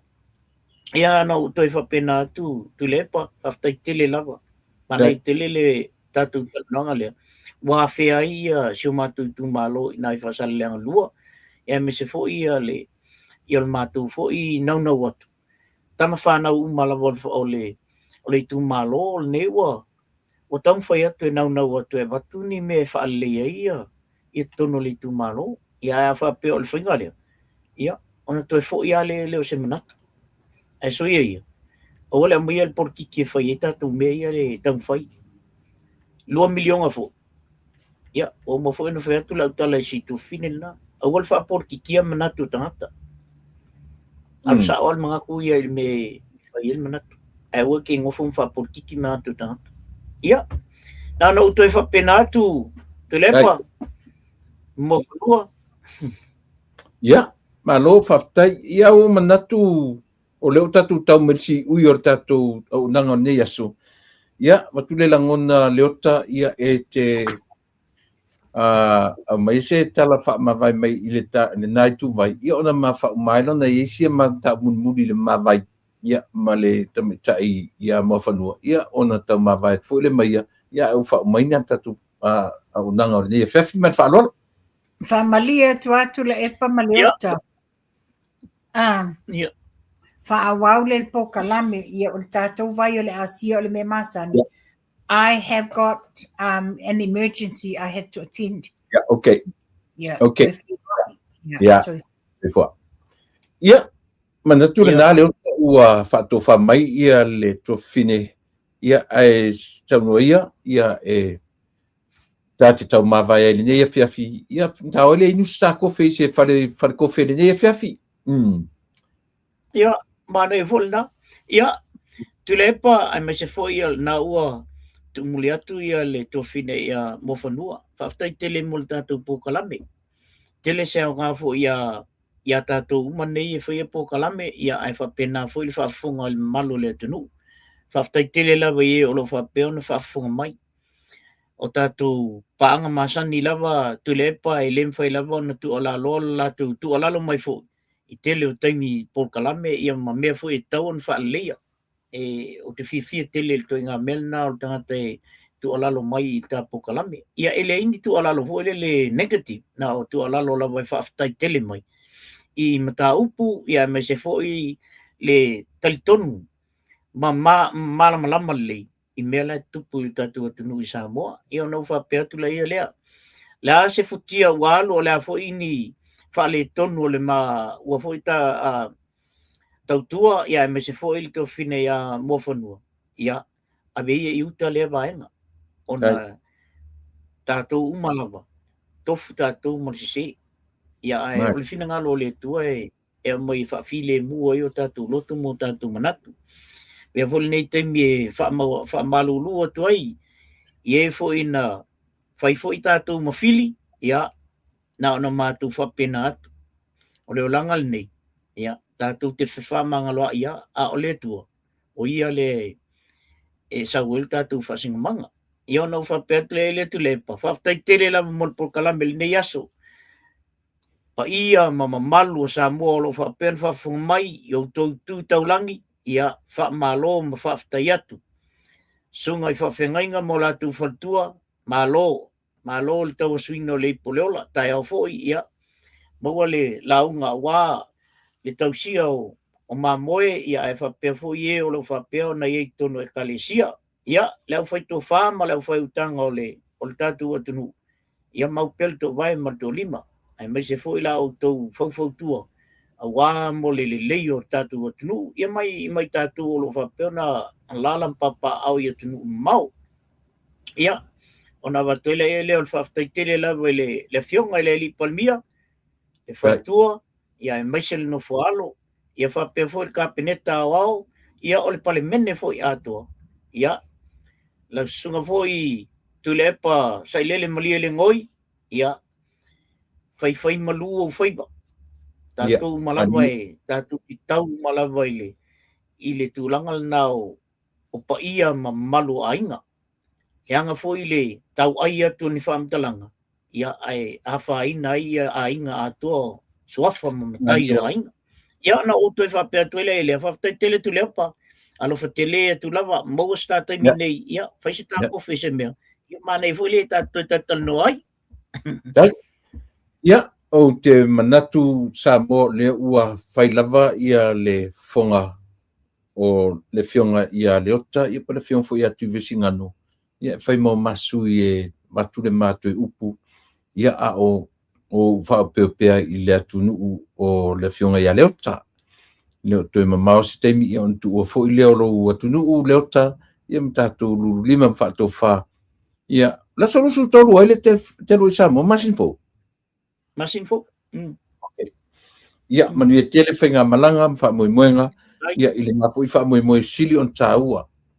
O lo walu i Samoa e Sedona, ia po ailava, ia a o le fua i mo o alo mwhanau a le atunu. Ia e tātau mawaia ili nei ia ona e anga ilea ia au whaumata po kalame. So i fua ia ma ia manuia o leuso whelua. Ia, so i fua tulepa. So i fua. Ia ole nā Samoa ua maea te au mga ruenga o le nei aso, tō vai mai tua. Ia o tā pinanga ia si uso iei le potu lea u te whaungaina, ia mola au nanga ia ele ngata o le potu te le, o nofoa, ia mafua ia te vai mai e tua.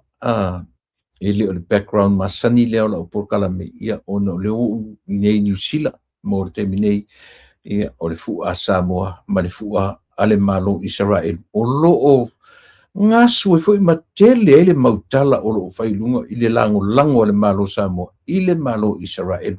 E se taua, e a e malama iai. Mo le temi nei, seu le va ai fanua. Io e penu fertu se o tahalu manu o le moso temi i, ia si tau faini o tawai le matango fifo i o le nei atunu tatu to e wheloa i le aso ngafua. O le aso sa le na ia i matou i California ma le malo tele. E mo le nei lava taimi ia le ua a batu ele whiunga ia le ota ia le tala e a marasi au tatu whainga malo mon tai ia o manatu ia sa mo le atunu pele tatu to e wheloa i le vai aso fou e a fina ngalo le tua tai ia ilu soi fua ma ola a mo taimi nei o te whape atu sa moa soi fua ma ia manuia o lauto o auna